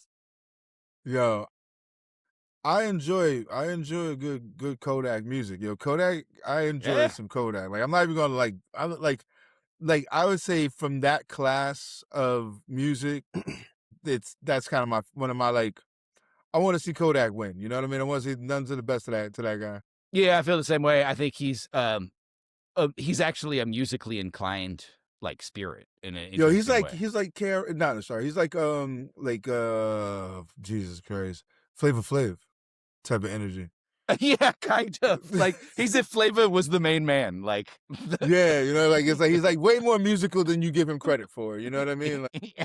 I love that about Flavor but he Flav, though. surprises you That's because he's not really known for the musicality. You're like, when you find out there's all this music going on, you're like, what the? You've been heavy on No, the that's true. antics. You know, heavy on the antics. Yeah. But I think NBA Youngboy is kind of the final boss on this like chapter of not. You know what? Yo, you gotta make a oh my playlist. God. We Yo, gotta make a playlist. Yo, if that- I had a rapper that I For the just people. I don't really like, I'm kind of look at and I'm just kind of like odd, like I'm just slightly confused. It would be like the NLE Chopper. Okay, you Like- dislike like- NLE more No, than it's NBA. not. No, here's the thing. It's not about dislike. It's like, okay. like so, you know me, I don't really participate. love Like this. I'm This is just great. smoking, chilling, minding my business. I don't really like. I listen to what I like. You know, if somebody I fuck with comes out with a record, I'll cop it. You know what I mean? I listen to the new Nas record. Like now is different. Music is this. It's so vast that I don't have to be like. I don't listen to the same fucking CD. Like when I was a kid, I was like, I got one CD, and we're gonna listen to this shit on repeat for the next 3 months until the next Yep. thing comes out. Yeah. And then I got like a little wall of 8 different vibes and shit. And that's what now it's just like, you know, I hear a record comes out. Oh, cool. I'll pop over here and listen to it. All right, get the fuck up out of here. You know, like the Nas and Preem record came out. Listen to it like once, twice, got ran through, you know what I mean? Like if it's like 1 song, 2 songs that I'm like, I'll put it on a playlist or something, but otherwise, really. But like, You know, that's what So- I do now. I go through and I listen to stuff like 1 time through, 2 times through, pick like 2 or 3 songs to put on a playlist, and then I forget to even come back to it. yeah, for sure. I mean, it's what it is. What it is. We want people to Confessions. do better, but it's just the truth. But like, so I noticed that there was like this beef where like where he was dissing like YoungBoy, and I was like, Yeah. and then I saw a comedian like mocking the video where he, Uh-huh. you know, like the first one he did, where he did like With the the hit him Michael up Jackson beat. dance. Yeah, Yeah, no, with yeah. the hit him up, and I was just, Oh, I to hit was, him up when Tupac. Yeah. yeah, and I was kind of like, I swear, like I was like, I saw different clips of it, and I was like, I don't even know what's happening. So I just kind of like walked away from it because I was like making fun of it. And then the second clip came out, and then I was like, yo, hold on. I gotta walk down this street for a second. And I saw the first video where he did like the hit 'em up track, and then the second video with the kind of cowboy dancing and and I was just, and then at the end I was like more confused than when I started. I was like, what is this? What is this? Is the beef right now? This is You guys definitely get more gold stars. Yo, than this me, nigga's beef 'cause I was don't so even- choreographed, bro. Like it was crazy. I was like, I never seen a nigga like this nigga with some Alvin Ailey dance troupe beef shit. Hey, It was bro, like- no, I know he took it nigga all like, the way. Yeah, I was like, gee, like, nigga, what? It was a. I was like, cool. This is what hip hop. This is what y'all doing. I'm gonna go back in the house. Yeah, I'm still where you catch left up with you that guys cave later. to go check that stuff out, and I just like stayed in the cave, like to be You honest. didn't. I mean, And I would say almost like sometimes I go backwards rather than forwards. Like there's my era that I lived and understood and like impressed upon me.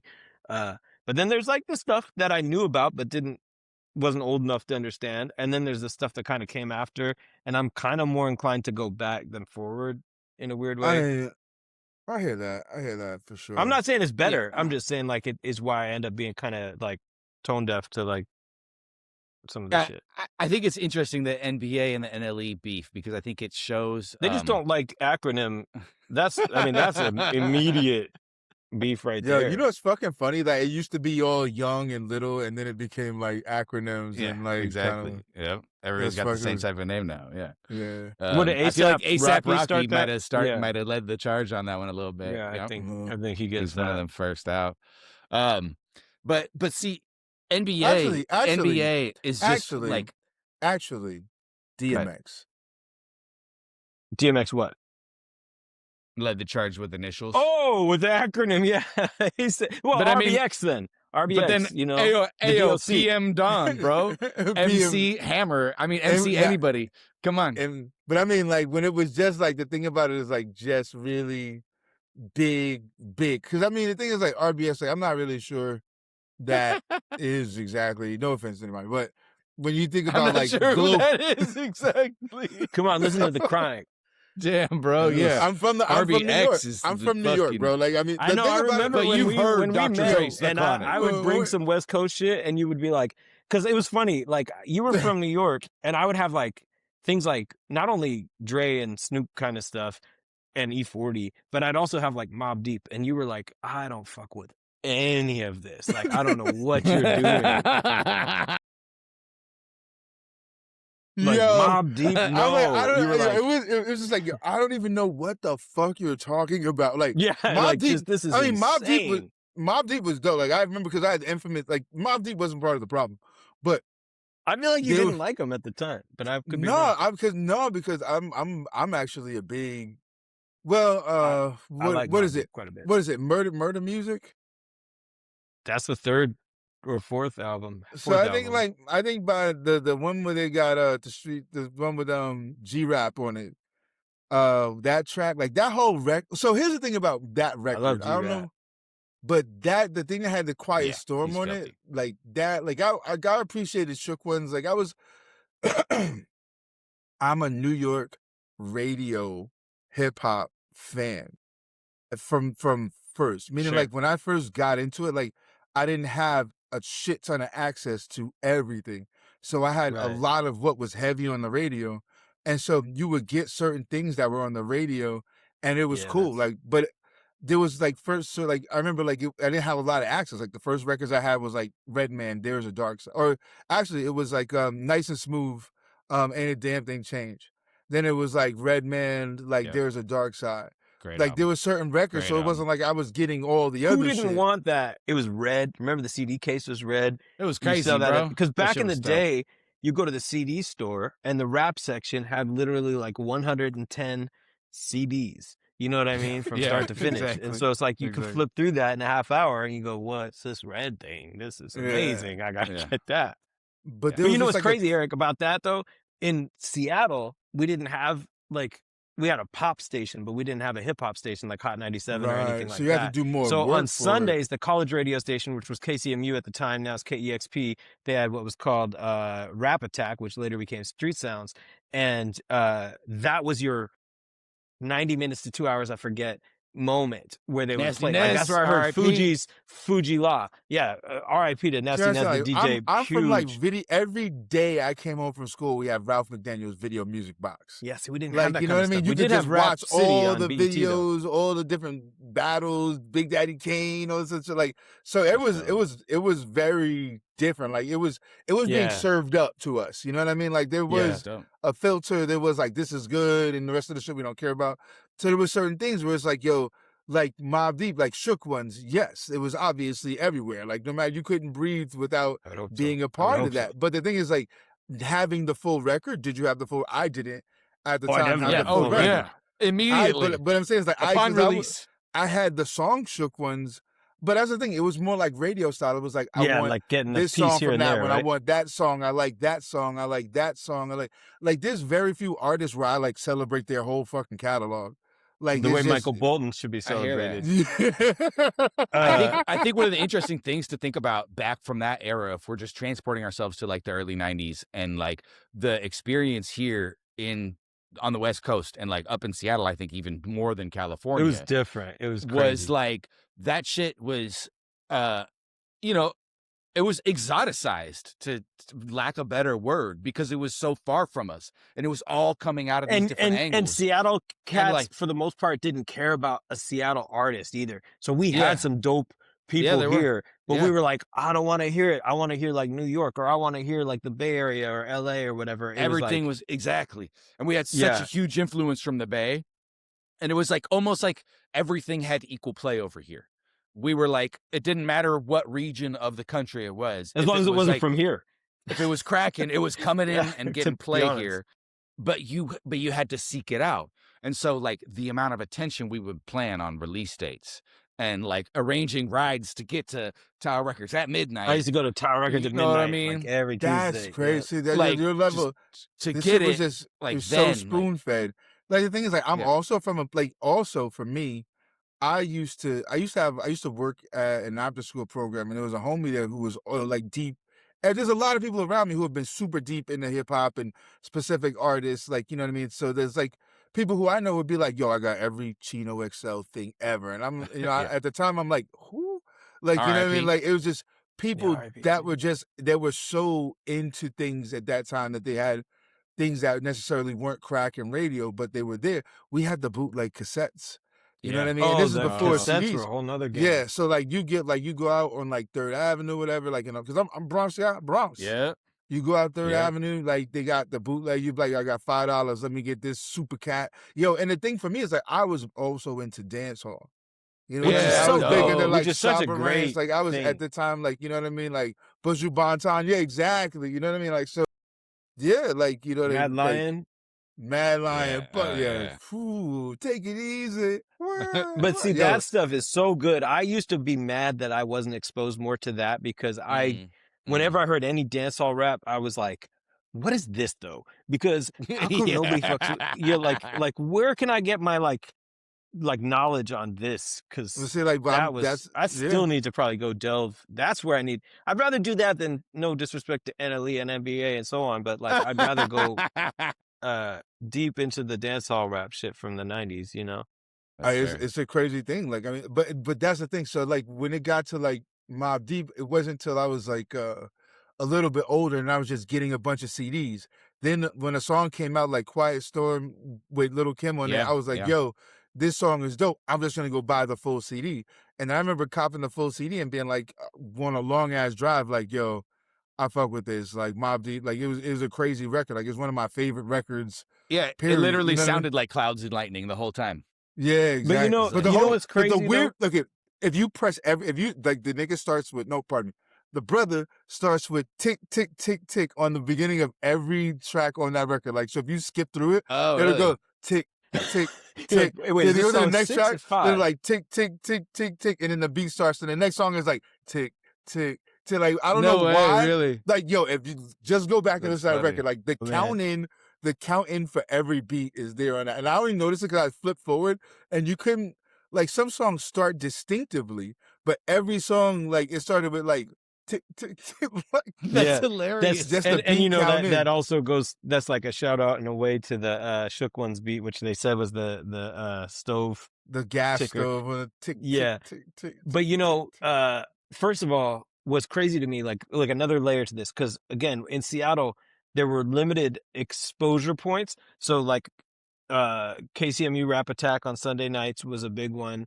On the radio, certain stuff got big, you know, and then people, I remember a kid in 6th grade, Bone Thugs and Harmony must have come out with their first EP Yeah. when I was in 6th grade. And I remember I was just Amazing. walking off the Oh. school bus and a kid came up to me and goes, "You For the listen to Love of rap?" Many? Yeah. And I was like, yeah. And he was like, "You know Bone?" I was like, "Nah, I don't know Bone." And it's like, "You gotta fuck with Bone," you know? Like, so I just went and like got the Bone CD and like but it was just because word of mouth, you know, like it was just like somebody said you should check this. And then later, skateboarding, which is kind of my point, was what was so defining. Because like the reason I listened to the infamous album, the Mobb Deep's second album, you know, is because they had like 3 songs on the 411 video magazine, skateboarding magazine, VHS tapes, and people's skate parts would be to songs like Eye for an Eye, or some of the Right Back at You or whatever was on there.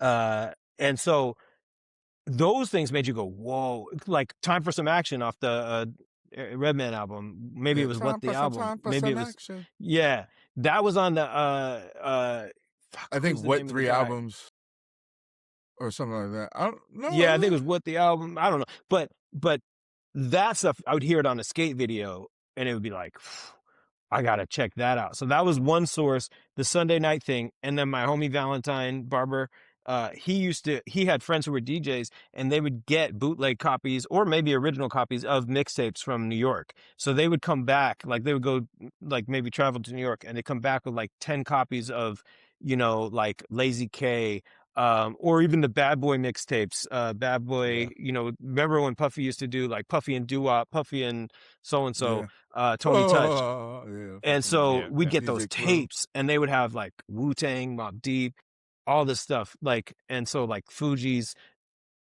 some of that stuff in that era, like, you know, the bet, like, 94.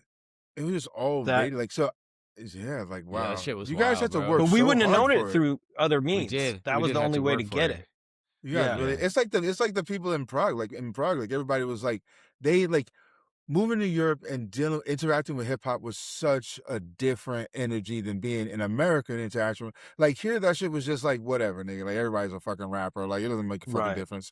Like there, it was like, yo, they were like, people would come.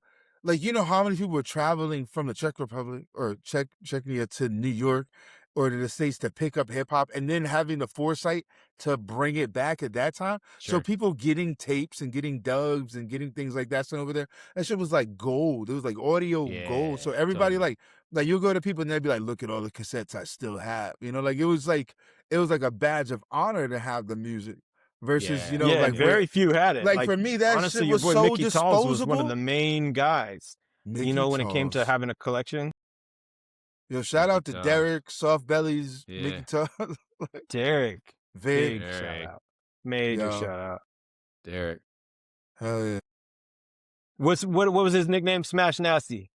Smash Derek D-Rock. Smash Nasty. Man, that guy was Yo, that, and he's he down, is. I He's. think I he's went down to in Prague in Texas. 2017, and he had the bar going still at that time. I don't know if he still Mhm. does. He's And in the States right now. Yeah, my Yeah. now wife, but current at the time fiance, the two of us went, and we went to. I was like, "Yo, I got to show you Prague," you know. So we were like going around, and we met up with a few people. Matt Roach, big shout out to Matt Roach. Matt Roach. Matt Roach, DJ Bomber. Yeah, Ronnie Biggs, and Derek hit him up, and he was like, "Yo, come by to the bar." And then I remember he gave me like a sack of weed, and I was like smoking joints, and he was just so gracious and like just Yeah. took care of us. Like it was like, you know, the kind of thing where you think like I've been gone for 12 years or something. I don't think anyone remembers me, and then people give you the kind of love that you're like, man, these are important people, you know, like Yeah. they cannot be underestimated or forgotten on any level. Yeah, that's what's up. That's real. So Derek, big love. But listen, when it comes to the beats and the thing, just going back to that thing, I do have to Thanks. say, like one of the parameters for me is there are some beats that are great because of what they sample and because they don't do anything crazy with those samples. So like there's certain songs that I loved and still do love. Like Today Was a Good Day, Ice Cube, I knew you were right? gonna say that. This Yeah. Well, it's hard to ignore it because to sample Footsteps in the Dark and just loop it and do a dope rap song over it is a big deal and it's fantastic. Like if it's kind of hard, like once that's been done, it's been done. But like if you look at like there's certain songs that have been sampled by 10 different artists over like the decades, and basically the core loop of that sample is what has begotten just greatness more than one time, like, so that is almost another category when you got something that is great and the producer did their work, but it's really carried by the sample, you know what I mean? And maybe by the loop. Yeah. I guess I've just never felt like that song really deserved that much accolade because of Well, it's how not it was so much, I'm created. using it as an Like example, it's though, a to be bold move, sure. Cube set a fucking tone and he told a fun story. Like it's a hit song for a reason. I get it. But to me, like if we're thinking about something that I have to listen to those are the only 3 songs I have to listen to forever or something like that. Yeah, Man, it's probably not on that that's list. probably not going to be one of them. Yeah, But No, let me I'm give not saying it. It's not like a top 3 per se. I'm just saying it's an example of where a loop of a other song, in that case, an Isley Brothers song, is so instrumental in making that instrumental important and great. You know what I mean? I don't know how I feel about like tracks where it's like it's not really like I like when people create something different or something like just like kind of like cutting the record and just like looping the same section of I don't songs, disagree. kind of like I'm just saying phoning that's a it in. It's like category because to it's like it's consider. already it's like in a way it's like to me like Juicy by Biggie Smalls like it's not like this beat isn't like, oh, this is groundbreaking, because it's just a sample of a song that already exists. It's like just taking this beat from over here. It's like a remix. It's basically the remix. But then, for example, like a track like the Benjamins, where it's like, they're using these different elements to create something You're that's not trying to very say that different. All About the Benjamins is better than Juicy, though, right? As a beat, absolutely. Oh, come on. Absolutely. I mean, I don't know why we're talking about puffy what beats, the but fuck? you crushed my soul. All I'm telling you, my listen, god! if you're in a party, I want to hear it. and I don't, if you're in a party, Horrible. if It's you're terrible. if you're It's in a murder party on my ears, yo, bro. I if can't. you're in a party and the party's going and they threw on Juicy, like it would slow down. way better than Benjamin. It would slow down the whole thing. If they're in a party and you throwing this All About the Benjamins, people will keep dancing. Like it's crazy. Like the beat, Maybe that's it's true. It's a dope beat. Like I would rather like, they just played the last song twice than switched over. listen, you could say, I don't like I said, I'm in New York. I got a specific like taste on different shit. I can just hear it. But like the whole beat, like the whole beat, that whole track was like crazy. Even if you're in the park, like if you're driving down the street now, somebody throws that beat on, like people will still be like, it's way more danceable.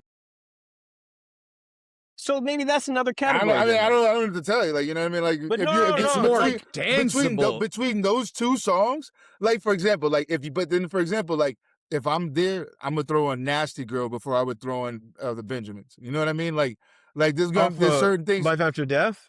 Yeah. No, okay. not like okay. What is it? The Nasty Girls. I think that was on Life After Death, wasn't the Biggie duets. The Biggie duets. Yeah. But like that song in the club, that song will go crazy. But like Juicy in the club is like, that's cool. People are like, they nod their head. Isn't that it was all a dream? Like it was cool. But then you put on the Benjamins, like the tempo of it, the energy of it, crazy. So I mean, I can't I don't know. agree, Like to me, that's just like a tempo arrangement. It's really. I was gonna say that might be a tempo. I mean, it's tempo, but I think it's also like one of them is like. It's like, for example, like there's just a lot of soul music that's really hits because of soul music, but it's not really great party music, and it's not really like up tempo, like hype music. Like the Benjamins, is to be honest with you, I think probably like going back to the original beat conversation, the Benjamins is probably one of the beats is like one of the better beats ever made in terms of like when you hear it. Bro, I have to swallow. listen, I have to I swallow a should little know. throw up that just came up. Listen, yo, I like it once again. Like it's when I heard that shit, I understand why to you this say day, to this day, but I disagree. like when I first heard it, I was just like, "What the fuck is that?" Like the way it was cut, the way the guitars, the way the whole thing is like flipped around. Like I was always like, "Yo, I love this beat." Like this beat Man, is one that of shit my is so favorite beats. boring. That's like It is so it boring. is, yo. Oh, but here's the thing: God. it's I can't handle absolutely. it. I don't even want to think it in It's my head. insanely repetitive. Insanely repetitive. Oh, Super it's the short loop. worst. Very short loop. Like it's not like a long It's a section 2-bar of music. fucking Yeah, thing. it's crazy, but that shit works. That shit But works. I And will, the song, I will and respect but your you want opinion. to know something? You want to know something? Look at the success of the song on like a much larger level. Like the shit works, bro. Like the listen, shit I'm not. works. I can't disagree with. First of all, it's your opinion. Second of all, you're not alone in it. I'm sure there's a lot of people who would agree. Yeah. Probably people in the comments right now. You know, like, yeah, Some of real- course, Benjamin's yeah. the best beat. But and it's Well, I mean, not I for don't know me. if it's the best beat ever. But I'm saying like one of my favorite. Like the shit just like and it's legitimate. Like you have and you every got the right to, and the original track with the locks on it. The locks, I like the the Biggie locks. Small, Little Kim, which I want to do. Come on, you're like the original track. It's crazy. It's just so thinking of fucked that up chorus because I was makes like me so bored. Yeah, and I was like about to start as soon as you were talking about your New York radio like access and how that was like formative. I was like, I know Mace is about to be the one you go to instead of Mobb Deep, and then I mean, here like, I would see. My thing is like I wasn't. That's another like part of Mace. it. Like, I mean, the thing is like I was never like the production. Like, I'm not talking about the rappers. Let's talk about the background production of it. Like that's another one of those beats, and it's dope because it's very danceable. Like that that it's Hollywood Shuffle, Hollywood Swingers. That whole vibe. Yeah, I remember. Like a lot of this music was like already incredibly successful, like dance and pop songs. Well, what did he say? already. He said we take You hits know from what the '80s. Yeah, make it sound so crazy. Yeah, whatever. exactly. So it's not like, oh, we reinventing the wheel and we got to start from scratch to build this thing. You know what I mean? It's like this was already fire. Like this, and now it's like that it's been is repackaged. so much. That's kind of what I was trying to also acknowledge on the conversation is that there are beats that are like that. That's a kind of beat. It's not necessarily my favorite kind, but if you were to classify beats like that, you could have your own favorites there. And then there's ones that are totally original, no samples whatsoever. And then there's ones where there's samples that are looped, but they're unrecognizable. You don't know where that loop came from, or it's looped in an interesting place to a point where it's like it doesn't feel like it's a remix, like you said. And then there's stuff that's chopped and flipped in a way that's just totally different than wherever it came from. And those are different categories to me. Yeah, you know, there's so much music. I'd honestly rather listen to anything from Lil Uzi Vert, than the Benjamins. Like, bring I've never heard of Lil Uzi Vert. Bring me Lil Uzi Vert and bring me fucking Can't bring me Silk the Shocker. Myself. Like, I have to recuse. That's crazy. I mean, each his own. You know what I mean? Like, absolutely. That's why it's a conversation. I think. Like I said earlier, I understand why you say that that's one of the greatest beats ever built. And as a metric of like production, well, I mean, the thing is, like, and as its a time, success, I understand what you mean. But do was you in listen to party music when the like track exclusively? came on? Well, no, it's not that. It's not that I listen. Well, here's the weird part. I really, really don't. Like, I'm a musician and music kind of. I don't say music nerd, but like I'm a musician. So like me studying like jazz stuff. Like I started out as a guitar player playing all rock music. So like to me, it was like there's another reason why I'm not as deep into hip hop as some of my contemporaries, because I was also like a big Jimi Hendrix fan, a big like Led Zeppelin fan. Jimi Hendrix is so great. But you know what I mean? There's a ton of other musicians where I was just like inundated with them. Living Color, Lenny Kravitz, was a lot of other music that was super inspiring to me at that same point in time that I was just as interested in equally. So it was like, look, like Nirvana, like I was a tremendous grunge fan. You know what I mean? I was like, too. bro. Yeah, me too. Soundgarden stuff. You know Yeah. what I mean? So it's like there's a point where it's like, I well, still now like I'm in Soundgarden this and whole Nirvana thing. and shit. But Quite a yeah, lot. exactly. Me too. You know what I mean? Like Alice in Chains and stuff. But like, Oh yeah, Alice the in Jar of Chains Flies was album was filthy. so That album is filthy. Bro, I had that on on such steady knock for so long. I was just you I was know, just thinking like- of that Yo, one of bro. those songs, Jesus Christ Pose. Is that what it's called? Yeah. Which one? Oh, You see that was in my I'm head. like, here but you comes know the what? real Day. star. yeah, that Oh man. that Yeah. did- Even the- Stone all Temple Pilots get a little love. man. STP, yo, Yeah, bro, yeah, that's STP is STP. crazy. Yeah, I'm a big STP, yeah. STP fan. Yeah. Like, you know what I mean? Tiny was a tiny vacant. There was some gifts hits from a from tiny right then. vacant hit, like shot, like all these. So all this shit is going on, you know, as well as like jazz. I went to college as a jazz. Like the first time I went there, I was studying jazz percussion. So now I'm like really John Coltrane, like Thelonious Monk, Miles Davis, like a lot of those, the more popular ones. But then getting Dizzy Gillespie type of stuff, getting into Yeah. then the fusion stuff, catching up with all. So there's a whole lot Chick of Corea, bro. I mean, step in there, bro. Come on, there's so much. forever. There's so much music that's so great. Yeah, and yeah. So, Yeah. but like, So just for it's good to me, be like inspired. being in a party and having the Benjamins beat come on and everybody just going crazy like that. There's certain moments. I guess that's the part that ties it to it for me because it's more than just like the beat was crazy, but just the way that we responded to it when we first. It's like, for example, "We Gonna Make It" by the Lox. Sure. That track, like I'm driving across 125th Street. I don't even know what year. It's like 98, 99. Funk Master Flex is dropping a million bombs. I just dropped the homie off, just got a licensed new car. I'm like, they did it. We go, like, you know, like that shit was crazy. Like the whole, there's certain ways that you interact with the track that'll forever taint. I don't want to say taint that because it makes it sound negative. Totally. It'll paint the way that you see it forever. Yes, you know? and that is a huge thing too because there's songs like Juicy for me. Our homie Jason Chambliss, shout out to Jason Chambliss, used to give me some tapes in middle school. You met Jason at Umbrella Fest, Yeah, trumpet you met player. Jason. Yeah. And yeah, you played with him a little bit even. And he would give me sometimes tapes that were just dubbed stuff. And so he one time gave me a tape that had, amongst other things, a large portion of Ready to Die and a large portion of Me Against the World on it, and Juicy, so I had a Walkman and I was a skateboarder and I would go to the skate park and I had my headphones on and I just like put in the tape he gave me, and I start skating and like Juicy came in my ears and I was like, what is this? I had never heard the Juicy Fruit that it was sampled from, you know, Yeah, like exactly, I didn't know that original song. So the first way out, and same with Footsteps in the Dark. That's why I bring up Today Was a Good Day, is because I didn't know Footsteps in the Dark until I became a producer and started trying to figure out what did they sample on some of these. Yeah. And that's when, kind of crestfallen on some songs, you'd be like, oh shit, this is literally, oh, see, Bjorn left his headphones going loud. You can hear echo, huh?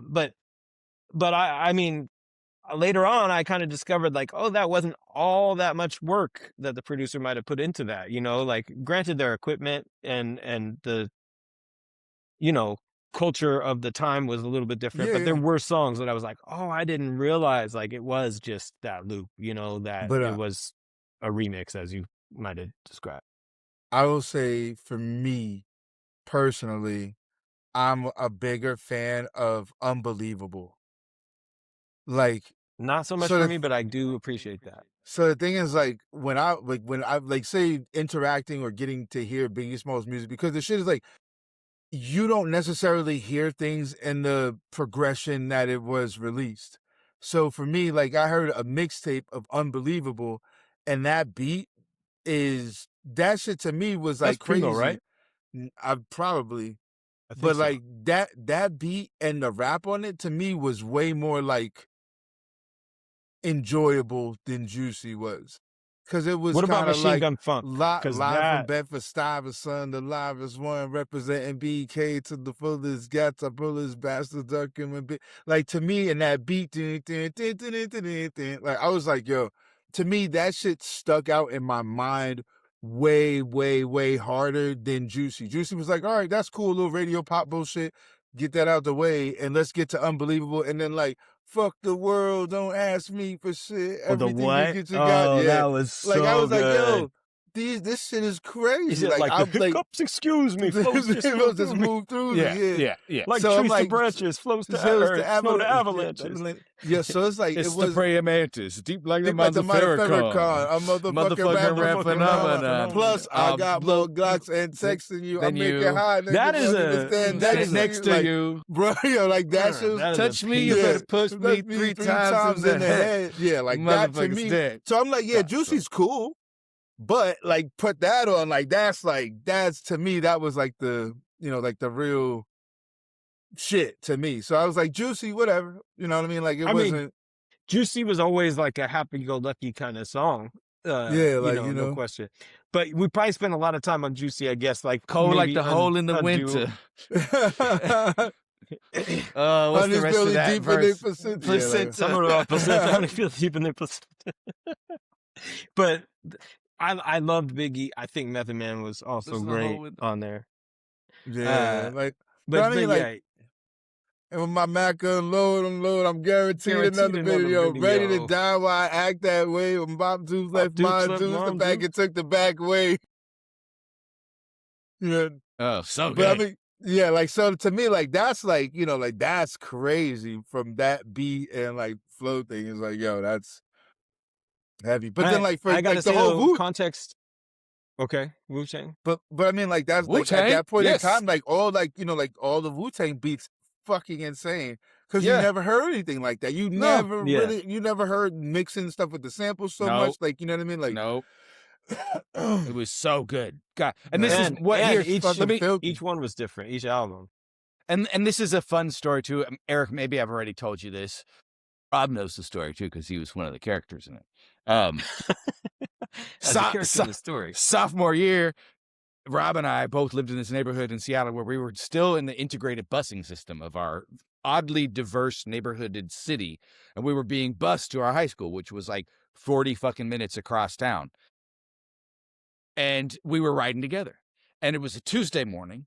And so Rob the bus ride was long. The bus ride was like long. An hour. You know what I mean? Like you were ready to listen to most of an album on the way. Yeah, you could get a whole album in each way. Yeah. Okay. And so it was a Tuesday morning. I'd known that the release was at midnight, and I know that Rob had a ride down with one of our slightly older friends who had a car, and he was going to be at Tower Records, and he also was certainly going to be listening to the album at home, and he had the capacity to record tape. And I was like, my guy, can you please make me a copy of that tape for the morning?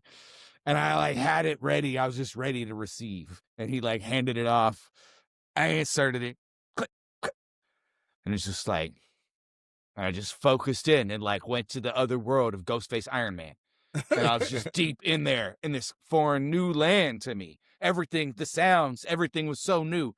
And then like, I remember getting off the bus and Rob was like, what'd you think, man? And I was like, I don't even know. Like, I still have to keep listening to this. I don't even know what to say. Like, so I think what happened, because like that album, that was a moment, because you had already a few different Wu-Tang albums that had come out and set the tone. So when Iron Man was about to drop, it was like, what's this going to be? Like, this is going to be crazy. And I remember I put it on, the very first song on that is Iron Maiden, which has You God, one of the best You God verses ever. Oh, yeah, for sure. Finger ride the rhythm, ride the horse one-handed or something like that. Yep. I can't even remember exactly. But I remember that was the first thing I heard. And it was like, and I was just like, whoa! And I put on the tape, press play on the CD, press dub on the tape. And then I must have fallen asleep somewhere along because it was like 1:30 in the morning, something like that. Yeah. School, got to go to school at 7:15 or whatever in the morning. And I woke up before it was over to All That I Got Is You with Mary J. Blige, like the saddest song, picking roaches out the cereal box and all that stuff. And I was like, we had that conversation. I don't know, but I just remember it must have been the end of me recording your tape. So I hadn't heard the whole thing. Yeah. But I heard like the very beginning and then I heard the very end. And at the end, I felt just sadness, like Ghostface went through it. And this is a deep song. Like, this is a crazy song. But that album to me is great. Apparently Ghost doesn't love that album, but I think that is absolutely incredible. I love I all the think beats. I mean, One of the you homies can't say used enough to. good. think One of it's the the best. I think it's his best album. I understand why people rank Supreme Clientele above it. I get why they do. No, Just like I understand why you like the Benjamins. But to me, Iron Man is like that moment definitely the of like best. Yes. innovation and creation and newness And and RZA at his peak. RZA at oh his god. absolute peak. Yeah, Like, absolutely. I find it like when you guys say innovation, I find it to be it's like interesting in a sense because it was like I think prior to that that in my opinion, like because of where the samples came from, is like a lot of music had like the 70s samples, like from like even like Camp okay, Lo, Lucchini, like you know what fair. I Yeah, mean? sure. That was kind of Some Al like Green. expected type of stuff, you know what I mean? But I think it was the most soulful of all like the records that came out from that camp.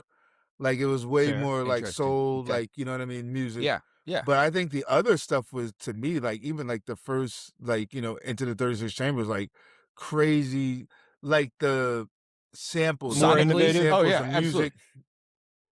And like, I was a big fan of like Only Built for Cuban Links. Like, I think the samples on that, a lot, like the tonality of the samples is really kind of crazy.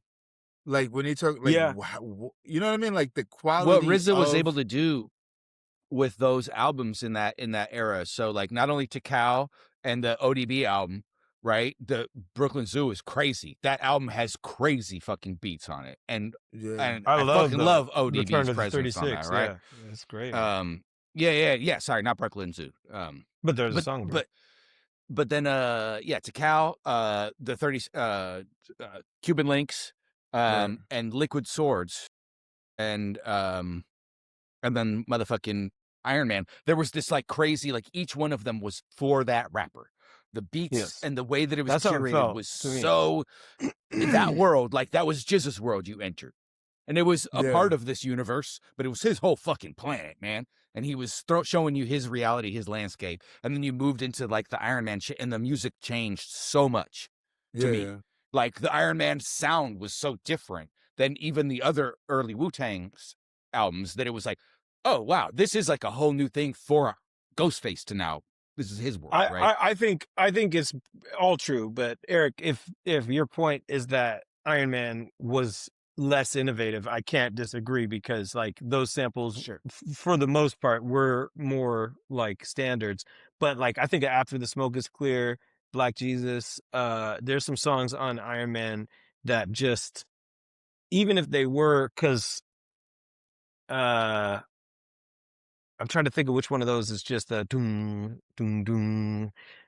What It's becomes of a bro? You know, like, but they flipped that in a way where the energy yeah. was before that came, and it just was. Oh man, I don't know. Like, but again, it does come down to like our own connections and experiences with these Yeah. things. Yeah. Because now you Right. play that, like, this is 40-year-old stuff or 30-year-old stuff. You play that for somebody now, and they might be like, okay, I respect it because I know it influenced things. But there's certain people today who would be like, Because I you know, care so much about that. That's yeah, not that special, you know? bring in the Skrillex, Sure. bring in the Yeah. wobbly synths. You know what I mean? Yeah, exactly. I Yeah. need my bass to go Bring in the wobbly synth. whoa. Yeah.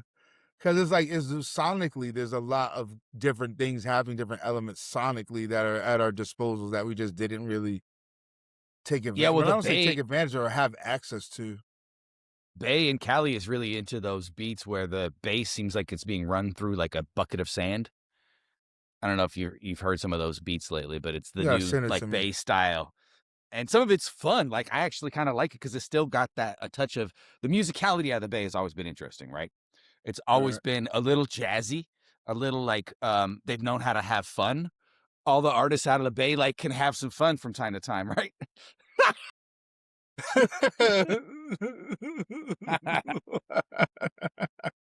That was good. It's almost a Carlton dance, basically. right? Yeah, it's funny. It's like the seated. I think it was the Carlton dance. Norwegian gold medal dance. Like, we got Yeah. 70 of these things, you know? Yeah, the Bay. We got many more But gold I mean, medals. you I got can't the do that fucking the accent. Thiz dance and like so many things that came out of Mac Dre, but like that heritage comes out of also Digital Mac Underground, Dre, right? a whole nother But thing. Digital Underground wasn't even the first big A group to break, but like they were big, I mean, and the sound that they Too had Short. was Too Short, man. I there's remember always hearing like the In the Trunk song, like oh yeah, that's what I'm saying. Is there's just too much stuff that's just all great, and it's like as soon as I'm reminded of one thing, I immediately forget about the last thing. You know what I mean? Like, but I will say, yeah. out of Mac respect to Dre, Bay Genie and so Lamb. on, Oof. E40. When I was in high school in ninth grade, Hurricane, The Click, was Mm-hmm. the biggest song in ninth Yep. grade. Like everybody Yep. listened to it. And I thought it was terrible. And I couldn't stand E40 as a rapper. And I could not Really? figure out. To me, he was like Silk the Shocker.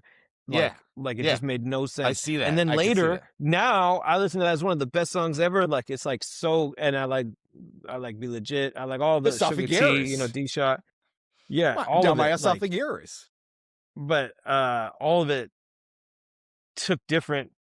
It felt different at different times based on different experiences and context, you know. So I can't hate Okay. on the Benjamins. It's not for me, you know what I mean? But like I respect that also represented a moment, Okay. like, you No, know. this is great, man. We've chopped it up to like a great extent, and we've talked about regionality. And regionality is the next step I want to take when in the discussion of hip hop, because Okay, and then we should probably wrap because we're at let's 150. wrap. This is like pondering. This is things for the audience to ponder and us to ponder For next week. So fucking, what's that, a teaser? Yeah, I've done this task before where I create like a NCAA type of bracket, right?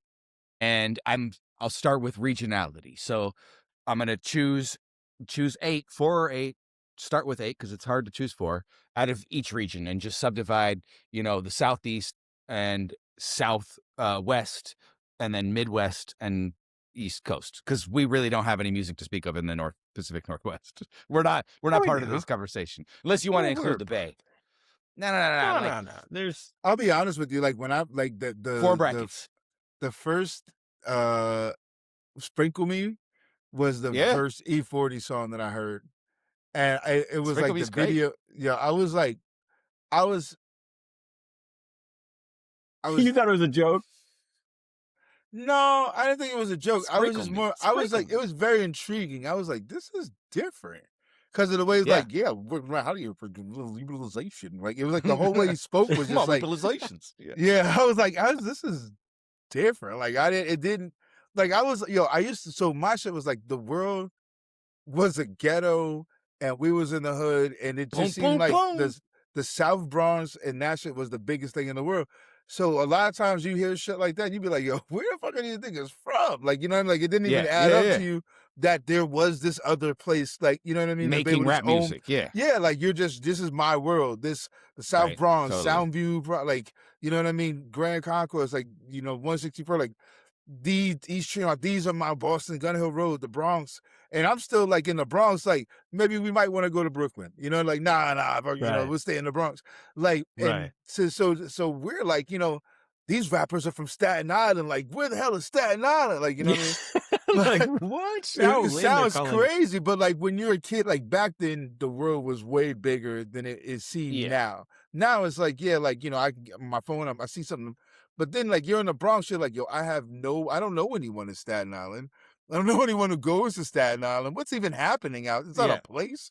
Like how do I even get listen there? To Korean or old Japanese movies or kung fu movies? Like what is going on this island? Because you don't really. So when you get something, but it's still New York, and so you're like, all right, you accept it. Redman, New Jersey, like it's still the tri-state. You're figuring it all out. Brick City. And everything is happening there, like DJ Red Alert, like all this stuff going on the radio stations. But then you get like something like E40 from the Bay, and you're just like, yo, what is that? Like from it's Mars, right? It's jarring, yeah, because you're just like the whole style is different. Totally. The voice is different, the tonality, how the voice is used. Yeah. Like and the artistic liberties taken on the beat too is totally another. Oh yeah. He wanted it all over that motherfucker, and somehow would land it. Like it was crazy, bro. I always liked that about him. You know what I mean? So, teaser, I'm going to do a new one myself, but I've done this in the past. My 2 finals were Talib Kweli and E40. Last time I did this. The last time I did it, and Scarface was like runner-up in that final. He was one of the final 4 too. I'm But just so interested to find out how we got one here. Can't of the believe we didn't even talk about Scarface. one of the elements that I was heavy into in the judging when I made this ranking my first time, and this is something we need to discuss before we leave, was a prevalence on or a weight towards like prolificness. Like, oh, this person has done 15 albums and they're all good, and I like listening to them, and they, you know what I mean? Like, that was part of the weight that went behind the vote. Talib ended up at the top of it. And Talib, because of that weighting, because he's been very prolific. I think if I was to choose based on like if I weighted other elements heavier and did not rate prolificness as high as I did, I would choose Mos Def perhaps over Talib some days, because or Black Thought, and Black Thought's quite prolific. Listen, and if I was to do it now, the last time I did it was like 15 years ago, bro, like 10, 15 years ago. So like, I'm excited to like rehash it, right? And rethink about this, but create a bracket, 32 rappers, and then have them compete against each other to find out who the fucking winner is. That's crazy that you had that kind of time. It doesn't think that I can't be doing this. I can't be bothered. I can weigh in, but I'll have to listen to stuff, and that's gonna take time. Yo, here's the thing: if you present me a bracket, bro, this is off the top. You don't gotta re-listen, bro. If you present, probably MF Doom, bro.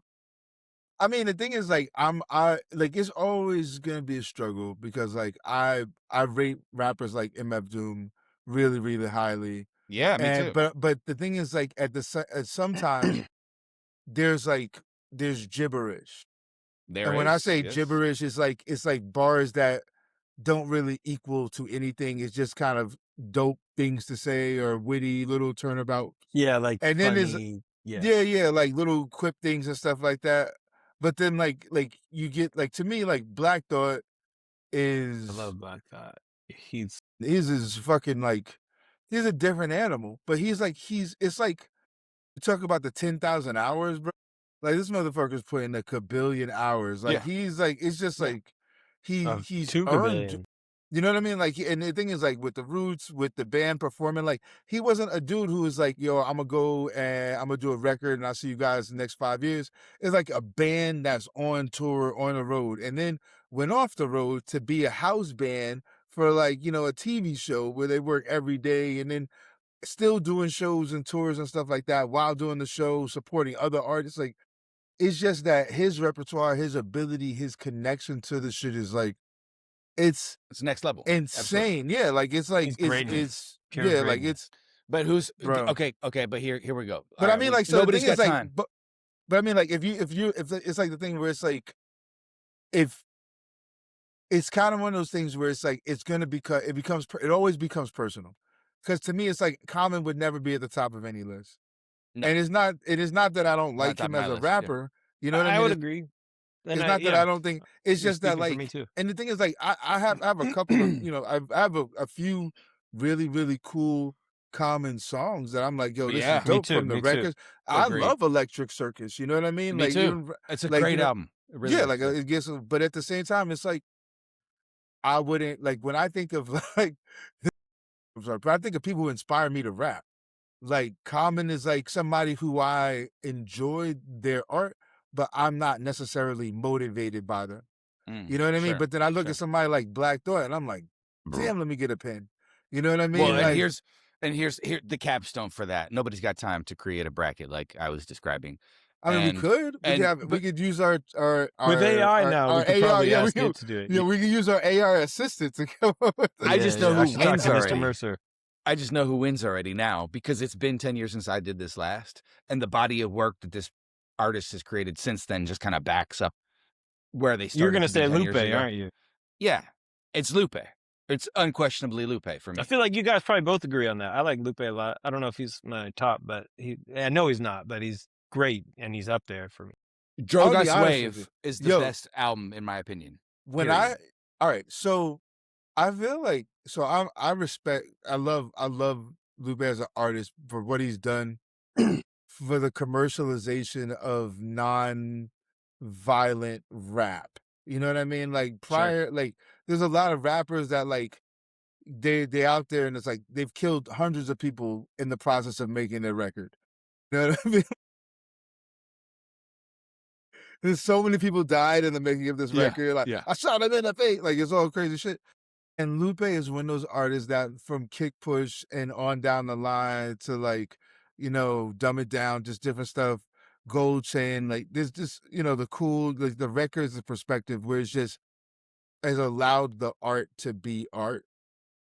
You know what I mean? Even from the mixtapes, but you know, there's still a heavy that lyrical Samurai. content.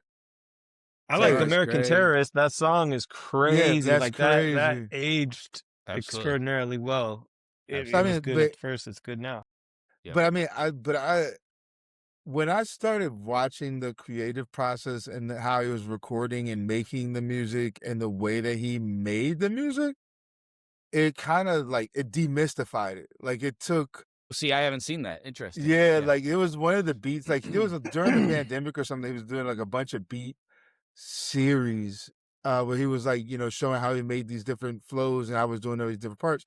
And in the process of doing that, it was like the way that I thought it was done, it made it seem like it was much harder to do. But when I saw how it was actually done, I was like, if you do it in like 2-bar chunks, then you could put insane, incredible couplets together. You know what I mean?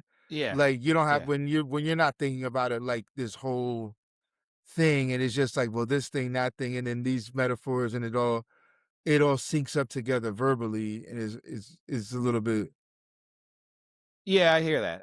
I see. I think fell from grace, is what you're saying. Yeah. Well, I mean, I don't think that it's kind of like going in the kitchen and you see how it's made, and you're like the food still tastes great, you still love it, but you're no longer like, you know, you think these motherfuckers are like doing magic back there. It's like some like fucking what's that little shit where the mouse is making all the fucking food? Ratatouille, is that the one? Yeah, like you think That's it's some strong.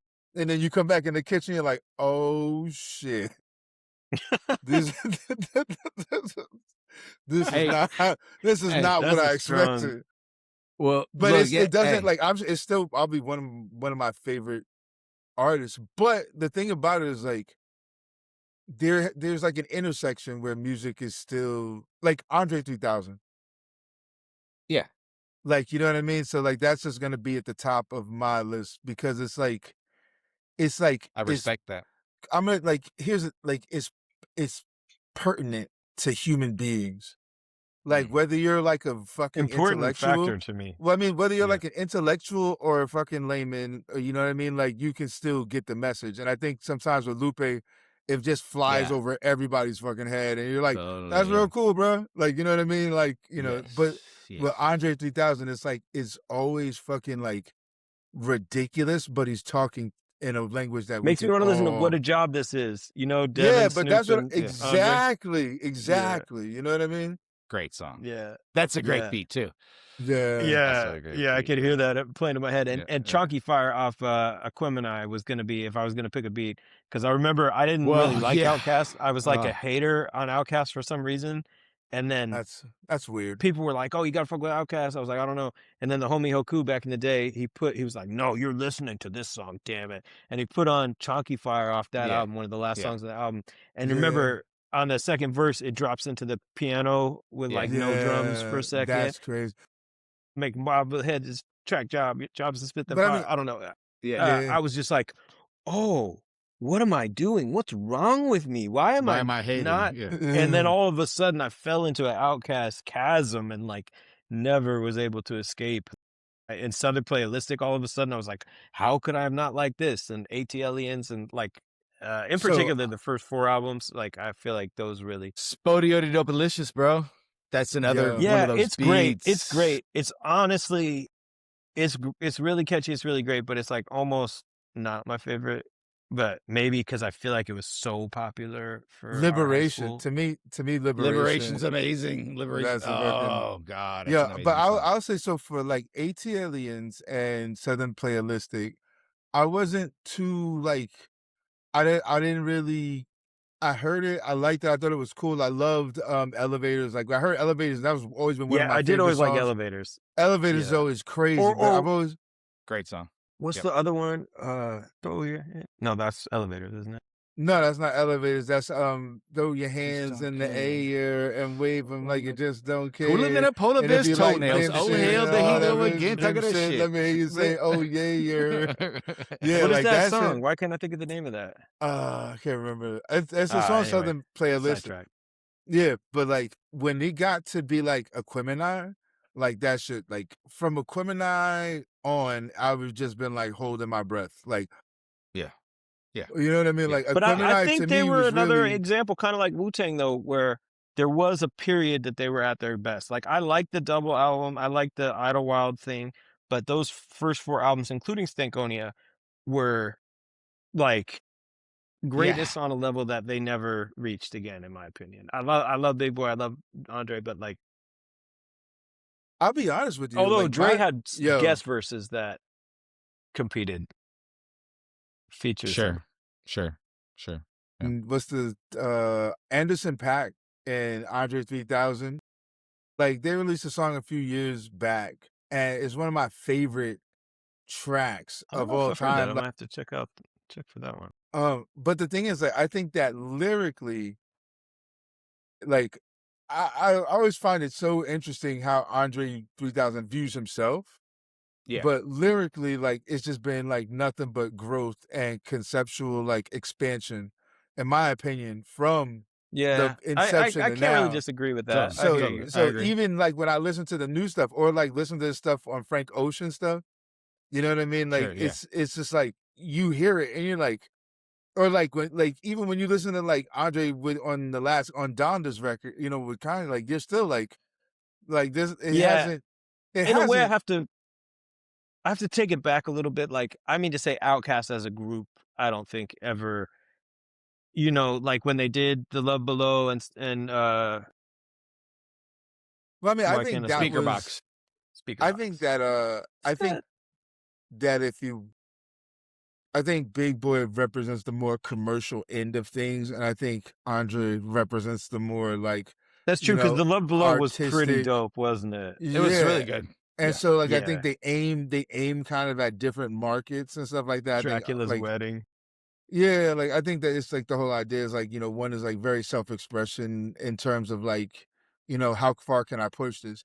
And I hate the flute record. Like I'm gonna be like, I like it's no I never disrespect, listened to it, to be no totally shade. honest. Like I've It's listened not to a good. couple. It's not good. I mean, No. like I like personally, but it to each their own. Like I respect it as a piece of art. I respect the evolution sonically.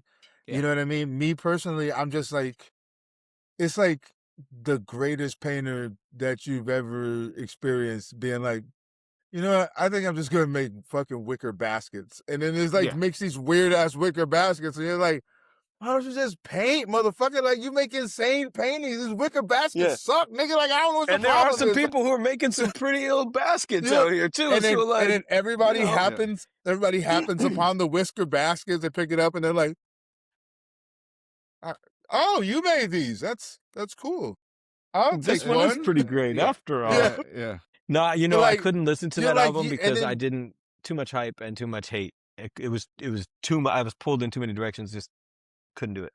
I mean, That's but I funny. respect to him, respect to like, as an artist, yeah. there's a point where I was like, I don't want to do shit else with it. You know what I mean? Like, I don't want to be engaged, and I respect it. But just to me, it was like, this is one of the artists that I enjoy the most. Their writing style and how they communicate with people, because it speaks to everybody. It's not punching down, and it's not like, Feel you. you know what I Sure. mean? It's just Sure. like right here. I think you're agree with right. that. I think he really, in a way, he's such a typical choice that it feels hard to say it, but at the same time, like all the points you brought up, it really is But I like, mean, who can you say is better? Like on all those levels, on like a universal human skill, catalog, style, voice, expression, like he does kind of have a lot of crowns. Like it's really hard to pull those from. but I think it's like It's fair. it's all for fans. Like I think there's people that are Fair. like, for example, it depends on what your version of hip hop is. There's some people that's like, unless it's gangster music, it's not hip hop. Some people are Yeah. like, unless it's like classic style, like, you know, like Tribe Called Quest, Busta Rhymes, Which like I vibes, you know, love too. it's See, I not love hip it hop. all. You know what I mean? Like, so there's all these different Yeah. schools where people come in there like, yo, these things are define this genre for me. And so you get somebody who's like, yo, battle rap, like dropping bars, having hardcore lyrics. These are really the benchmarks of hip hop. And they'll look at somebody like Andre and be like, yo, he never dissed a motherfucker in his whole life. Like, you know Right, what I mean? right. Like, he doesn't not count. He doesn't. competitive or whatever. Yeah, like you're Yeah. non-competitive means that you're not really participating in the art. And I feel like it's weird, you know what I mean? It's like somebody going to the gym and is mad healthy, standing next to a bodybuilder who can't run a block, but they're mad big. You know what I mean? So Yeah, it's like you sure. only respect how big this guy is, but you can't really get the whole, you know what I Fitness mean? picture. Yeah. Yeah, You're not exactly. seeing what fitness is. Yeah. Yeah, you just see a big thing and you're like, yeah, this guy, right? He's huge. He's obviously the most in shape person. Has a heart attack as soon as we walk out this motherfucker.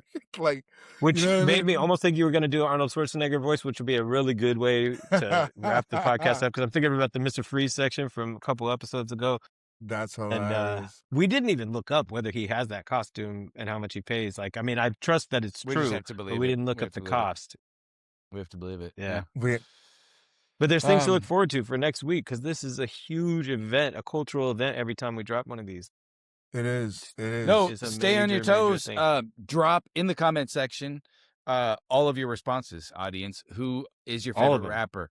Who are your top Number 4? them We really don't care how you do it as long as you leave us a comment and then you respond to and everybody say how else's great we are. comment.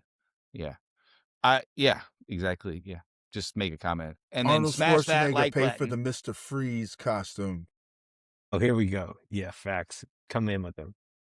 We Like, just take gotta us out with that sweet syrup of Believe- factual satisfaction. Believe it or not, yes, but probably not in the way you'd expect. While Andre didn't buy the costume outright, he has a legendary and very specific deal with Warner Brothers to keep it in his personal collection. The $1 rent deal. After filming Batman and Robin, Arnold wanted to keep one of the Mr. Freeze suits because the costumes were incredibly expensive.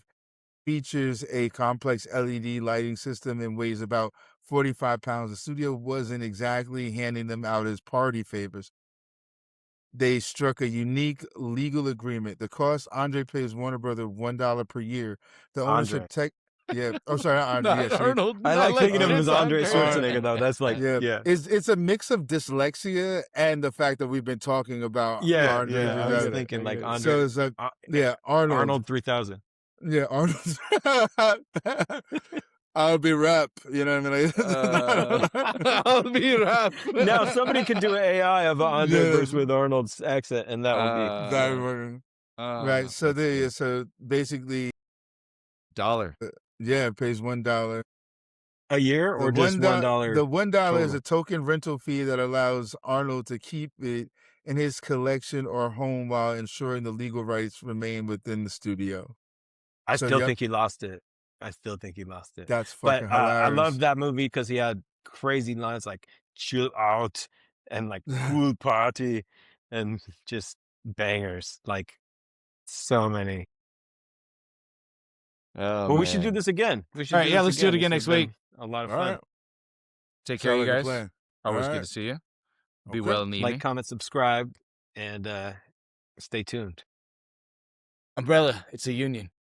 TT's Moringa. Don't forget TT's. Yes, and sorry.